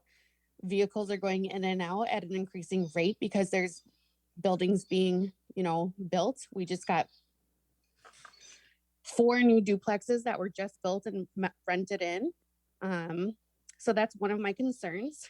My second concern, and I guess reply, is I don't know the actual right of way on South Syene, encompassing between the areas that we're talking about, especially with Argus Lane down to the proposed roundabout. However, the parcels don't actually encompass terrace. So the terrace being taken away is not really taking away from the property value of the parcels. And you can see outlined on this map, there are parcel outlines of the encompassing properties. And that terrace is actually city maintained. So those parking spaces are not taking away from the property value. They're actually aiding FedEx drivers, UPS drivers, food delivery drivers, mail trucks, anything you can think of that is coming to serve those houses, which their front face of their homes are on South Syene. They're protecting those citizens and engaging and better, and I guess more appropriate delivery of items in the area. So those are just the things I wanted to point out. Awesome. Thanks, Anna. Anna, sorry. I think, Alan, I think you put your hand down. Feel free if you have a comment. Oh. Hand should still be up. Sorry. Oh, there you go. Yeah, go for it. Yeah. So a couple of things I wanted to talk through quickly. So for one, I think there's a misconception going on here regarding what parking is actually going to do.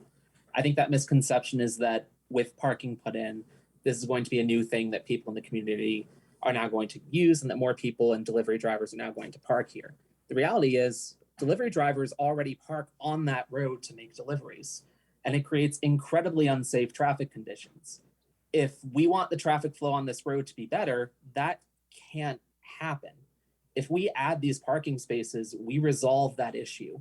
We won't have delivery drivers parking on the middle of the road anymore, holding up traffic and potentially creating chaos. I hate to be blunt, but whether or not we have parking put in near these homes is not going to impact whether or not delivery drivers actually park on the road. No matter what we decide here, there will be drivers who park on that road. There will be trucks that park on that road. And the reality is we're deciding between an unsafe situation and a safe one. The second thing I would like to clear up is I am a resident on South Syene who lives in one of those homes. And by and large, what I have heard from people within the community is that those parking spots are necessary to avoid this exact issue. By and large, people are very passionate about having these. So I'm not sure where misconceptions came in that people in these homes do not want these parking spaces. But the reality is we need them. If these parking spaces aren't there, this road will not be safe because delivery drivers and trucks will park in the middle of it as they do right now. Thanks, Alan. Yep, that's definitely helpful. And just so everybody is kind of on the same page as far as costs and assessment, because that came up earlier, we were talking about a roughly. We are talking about a roughly $45,000 cost for that kind of area of pavement. So divided, 15 ways would be roughly $3,000. Now, you wouldn't have to pay that all up front, but let's just kind of talk about general cost while we're at it. So with that, I think Patrick, you're next. I think Andrew, you had your hand up. Yeah, I want to back up a little bit and make a note that I actually agree with Steve about Argus and the mid-block crossing. Because I think that the crossing should be right at Argus, as Steve said, so that it crosses from the sidewalk on Argus right across to the bike path right across there. And the points that Steve made about that, I actually agree. I think there was more said, I can't remember the rest of it, but about that I agree. As far as the parking, to go forward to the next thing then, the parking along there, the delivery trucks, yeah, apparently I've heard are parking right on the road, but they're not supposed to be there at all. They're supposed to be delivering in the alley right behind those houses. All of those houses have their house numbers on the back of their garage, for the alley to deliver things. And if these parking lanes are there, and I would assume that they will be filled with cars, that makes the delivery truck park not in these parking places because they won't be available to them. They would be parking either on the bike lane or kind of halfway out into the traffic lane. So having this parking lane along there makes it worse. The thing is to get the delivery drivers and such to use the alley like they're supposed to. And all of the driveways along that row of houses right there have enough room in their driveway outside of their garage, between the front of their garage and the actual edge of the alley, to park a car in their own driveway outside of the garage. That's the way it was designed. Just because Andrew Brummer doesn't agree with me, it doesn't mean it's true, because I've seen a silver Prius parked in Andrew Brummer's driveway straight in. So there's room in his driveway, there's room in all of those driveways for those residents to park in their own driveway outside of their garage. Okay. Thank you. Thank you, Patrick. Any other comments about this? Andrew, go for it. Thanks, Patrick, for surveilling my home. We've talked about, so there was discussion on why this had been tabled at the wider committee level. And the reason that is twofold. One, that we basically, the sole purpose, the biggest reason was snow removal. And we weren't sure if there would be adequate snow removal to take that out so that all the snow would be piled up over the sidewalks in certain spots. My argument for that, and I'm not saying we should or should not do parking. I think what you've heard tonight from other members of the Uptown Committee, those who are in the segments where the parking spots would be, of which I am not, I'm on the corner, is that they would like the parking. I think it's important for those residents to have a stronger voice in this meeting. What I would say in regards to if people all parked out front, there wouldn't be spot for delivery drivers, is we did discuss signing those spots for a certain amount of time or specifically for delivery so that there would be a safe space for those vehicles to park. Yep. And there definitely would be some options for that. The compliance, could be tricky, and knowing that we wouldn't necessarily be able to enforce all the time. But yes, we could definitely sign it for 2 hours and have one spot for truck, loading only.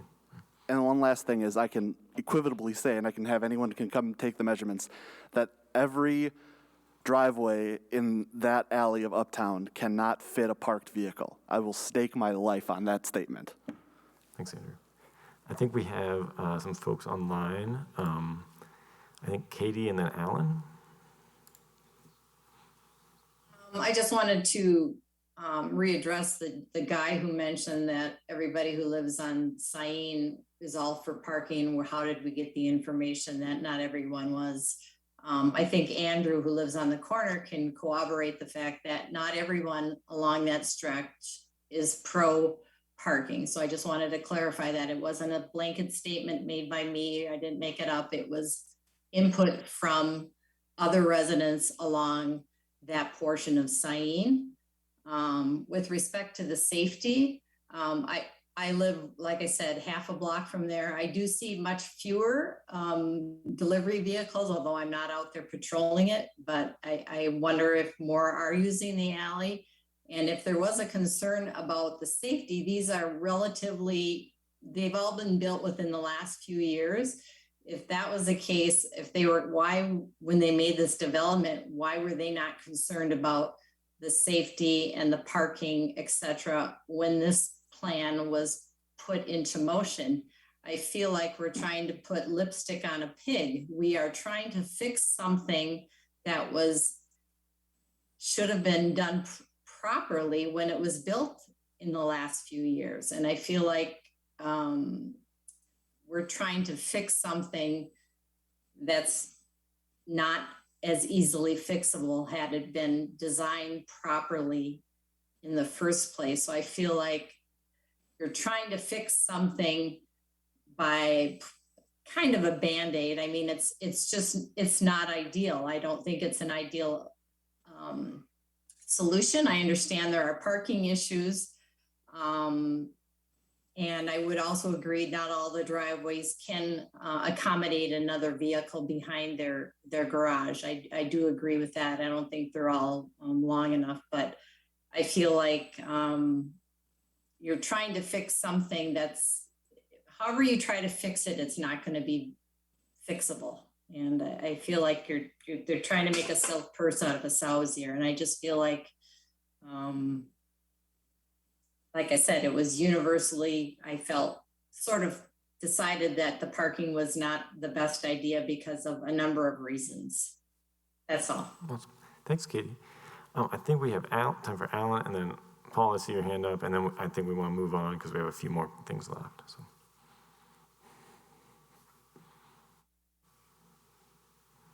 Oh, Alan, do you want to go next? Yes, sorry, didn't quite catch that. So a couple of things to unpack here.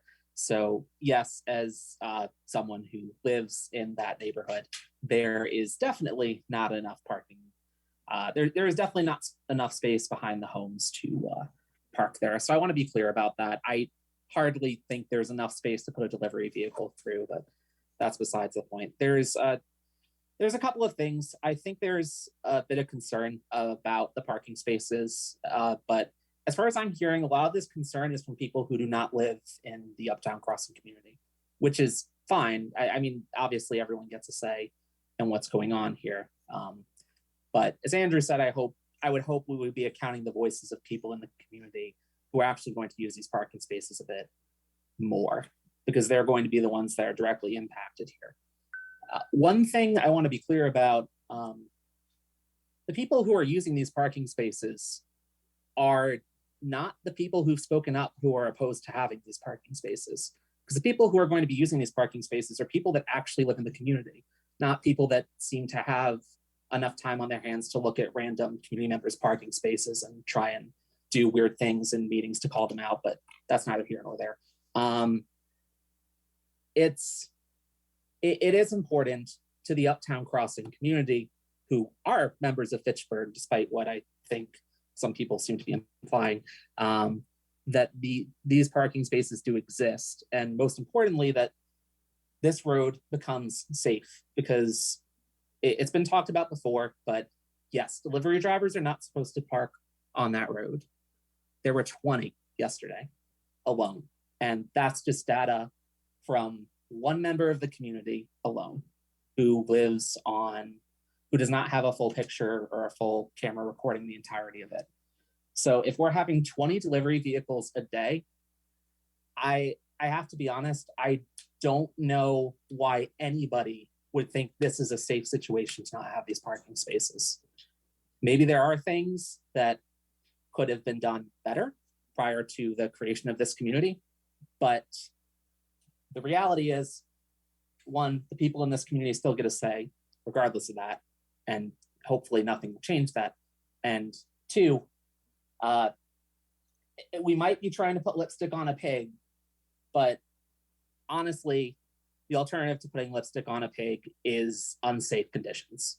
So I think we should put lipstick on a pig, but that's just me. Thank you, Alan. Anna, sorry. Do you want to go next? Yeah, hi, and no worries. I respond to both. I just want to reiterate what Alan was saying in terms of the parking. Now, my son plays down the alleyway every single day, and I know that not even a group of 4 children, 7-year-olds, can fit in some of those driveways. It just depends on how the houses are situated. And you can see on this graphic here that is shown on the screen how there's very small drives for some of the houses, and there's very large drives. However, I do know that not 2 cars can go across or run parallel to each other in different directions within the alleys. They are too slim. A garbage truck can go through there by itself. But to expect delivery drivers to go through there when maybe the garbage is coming to get picked up or another vehicle is back there or there's a delivery for food is unreasonable, which is why they tend to park on South Syene. They pull over to the side of the road, risking their own safety. And as a member of this community, we are concerned about everybody's safety here. We're not just concerned about our wants and needs, you know. We want to make sure that everybody's safe, and we want to make sure that we're doing the right things. And again, reiterating what Alan stated is, despite the fact that the community was built a certain way, we have to adapt. We have to evolve to the current situation. That's all I have. Thanks, Anna. Paul, do you have something? And then we're going to move on. Hey, Andrew. Yeah. Still having a really hard time hearing you kind of in between people. Okay, sorry. It seems to be booming in here for me, but maybe that's just me, I'm not sure. Can you guys hear me okay in the audience? Is that okay? Okay, sorry. Yeah, it must be online or something. I'm not sure. This right here, these houses would have been better off having an apartment with underground parking. These right here, when they built them, they had to build X amount of units per acre.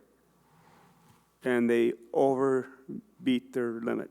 They built more units than they had to. The developer did that on purpose. The developer did not want to pay for dirt in front of the road that was not going to make him money. And when that was built in, we were all trying to figure out when they're building those houses, where's the sidewalk? Okay, down south, these work good because they don't get snow. We've had a couple of snowfalls, and I drove up there personally just to see what happened, and it was like snow drifts. Now, I don't think it's the people that live there's their problems. I think it's the Fitchburg's planning that we have a disaster subdivision. And Sun Prairie's got the same thing, but it's in the city. It's a city street. They built something on a country road. This is a country road. It's in the city. Huh? So, I mean, when they built that, it was country. 2-lane country road. Mm-hmm. Wasn't city. They brought sewer and water out there when they built that. Sun Prairie has subdivisions that's already have water and sewer. Mm-hmm. So, I mean, I feel sorry for everybody that lives in them because they built it for money, and that's just, now they got to pay for it. Thanks, Paul. Okay. I think we want to move on. We have a few more topics, mainly cost and schedule, and so we just want to hit those, and then... Oh, did you have... Oh, sure. Go for it. Sorry.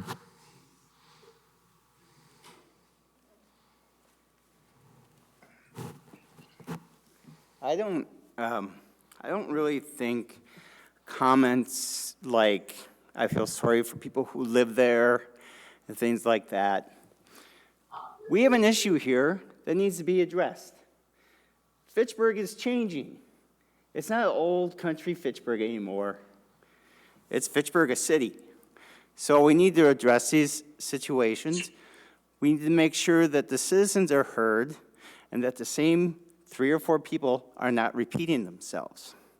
I was on county board for 4 years, so I know how that goes, especially on the transportation committee for 4 years. So we need to be respectful to each other. I like living in Uptown Crossing. I don't feel bad at all. I moved from a 2-acre lot out in the country to be back home. So we need to watch how we address our fellow residents.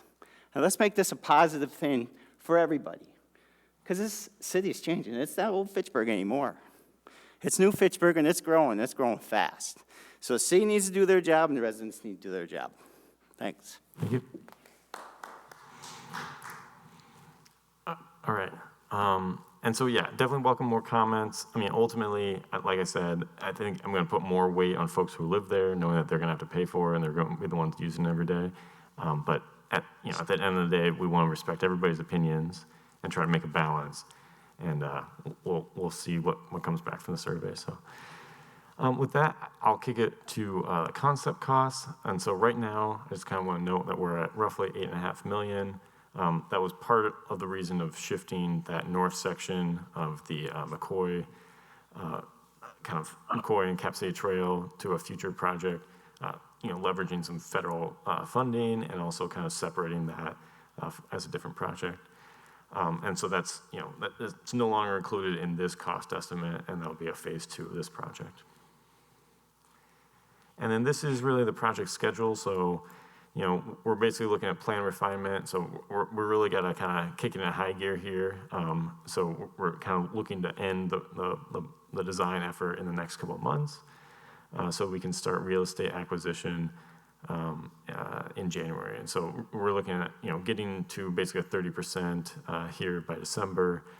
And really, so that's going to be, these next couple of months are going to be critical in terms of getting some of those key design decisions made. So, and then really, we're starting to look at basically Aurora to Rodeo Way in 2022. And so that's going to be next fall, basically Lacey up through East Sherrill. And then that kind of middle stretch from Rodeo to McCoy, potentially in 2023 or 24, and we basically push that to the McCoy project. So there's a little bit of a shifting of some of the construction scheduling here, and mainly that's due to just we don't want Syene to be opened up for construction for 3 years straight. And so, feel free if there's comments on that or questions, I'm happy to answer that, and we're still kind of working through that in terms of how much can we pack in 2022. So,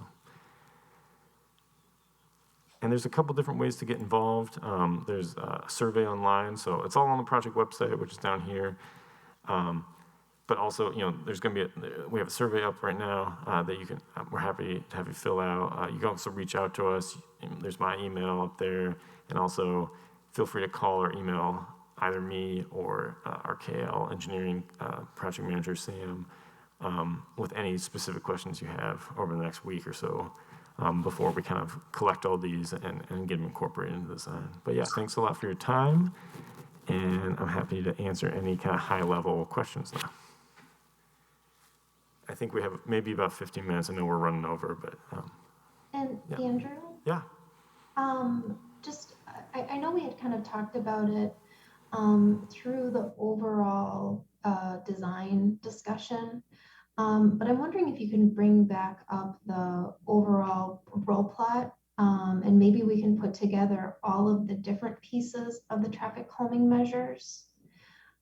Because I think we talked about them in a lot of individual places, but I don't know that we talked about them kind of as a whole for how they would all work together. Yeah, that's a great point. Sorry, it's. We didn't have a slide for it, so I just based on kind of feedback I was hearing, I thought that might be helpful. Yeah, definitely. Yeah, and so, that's a great point, and it's something we've read, folks have reiterated universally of, we want this to be a slow residential arterial. And so really what we're talking about is, the potential to have some traffic calming at the intersections, a roundabout, a protected intersection or signal, and then having these kind of spot level pedestrian refuge islands, both north of the project, in the middle, and on the south end, to do that horizontal taper, and basically shift people kind of back and forth so that they don't have one clear straight shot to go fast.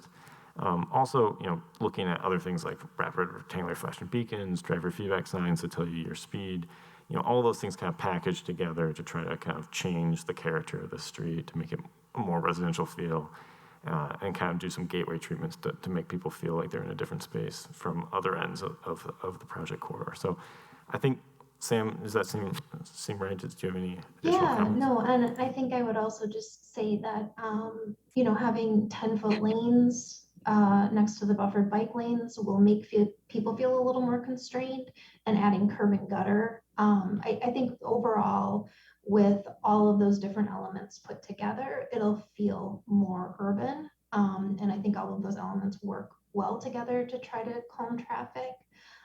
So I just wanted to make sure we kind of touched on that as kind of a whole topic. Yeah, thanks, Sam. Anna, I think you had a question. Yeah, hi, Anna again here from Uptown Crossing. I'm just curious as to when the next all hands meeting is going to occur. Yeah, that's a great question. So we had two scoped for this project. The first kind of collecting the initial thoughts, and then the second really when we have this preliminary design. We could potentially have a third once we have things wrapped up, but really the next, kind of council-related effort and kind of going through all the committees would be once we have the transportation project plat ready to go. So basically, once we know our 3D model and basically what the real estate impacts are going to be, we're going to take that to committees and council to get that approved. So we're definitely going to have that, and that's going to be the next one. We're looking at, Sam, correct me if I'm wrong, but basically somewhere between December and January to get that. So that's, I guess, the next check-in. Andrew, any question? I just wanted to confirm the construction timeline. I was a little confused. Can you go over that one more time as to when the main, obviously I'm more concerned about my space, but when that is going to be done? Is it next year or the summer following? Yeah, so basically right now, and I think it's probably easiest to look at a quarter map. So basically what we're talking about is kind of priority areas to get the TID funding expended and to get this intersection completed, and basically to have these two intersections open before we have any of this work happening. We're shooting for 2022 to get this work primarily done and kind of following up with just a signal. So we'll basically have, what we're shooting for right now is road reconstruction of all of this, the southern portion, and then in spring of 2023 coming in with signal equipment and signalizing that. So we'll have that done then. And then basically, right now it's still a little bit up in the air, but the idea would be we're looking at 2024 for this whole northern stretch north of East Sherrill. And with the justification of, we don't want you guys to have to wait through 3 years of construction. Now that might get pushed up. There's some logistical issues of having this project going at the same time as this project. But for right now, we're kind of projecting as this is 2022 and early 23, and then the northern half is being all in 24. Okay, not ideal, but I understand. Yep, thanks. Any other questions?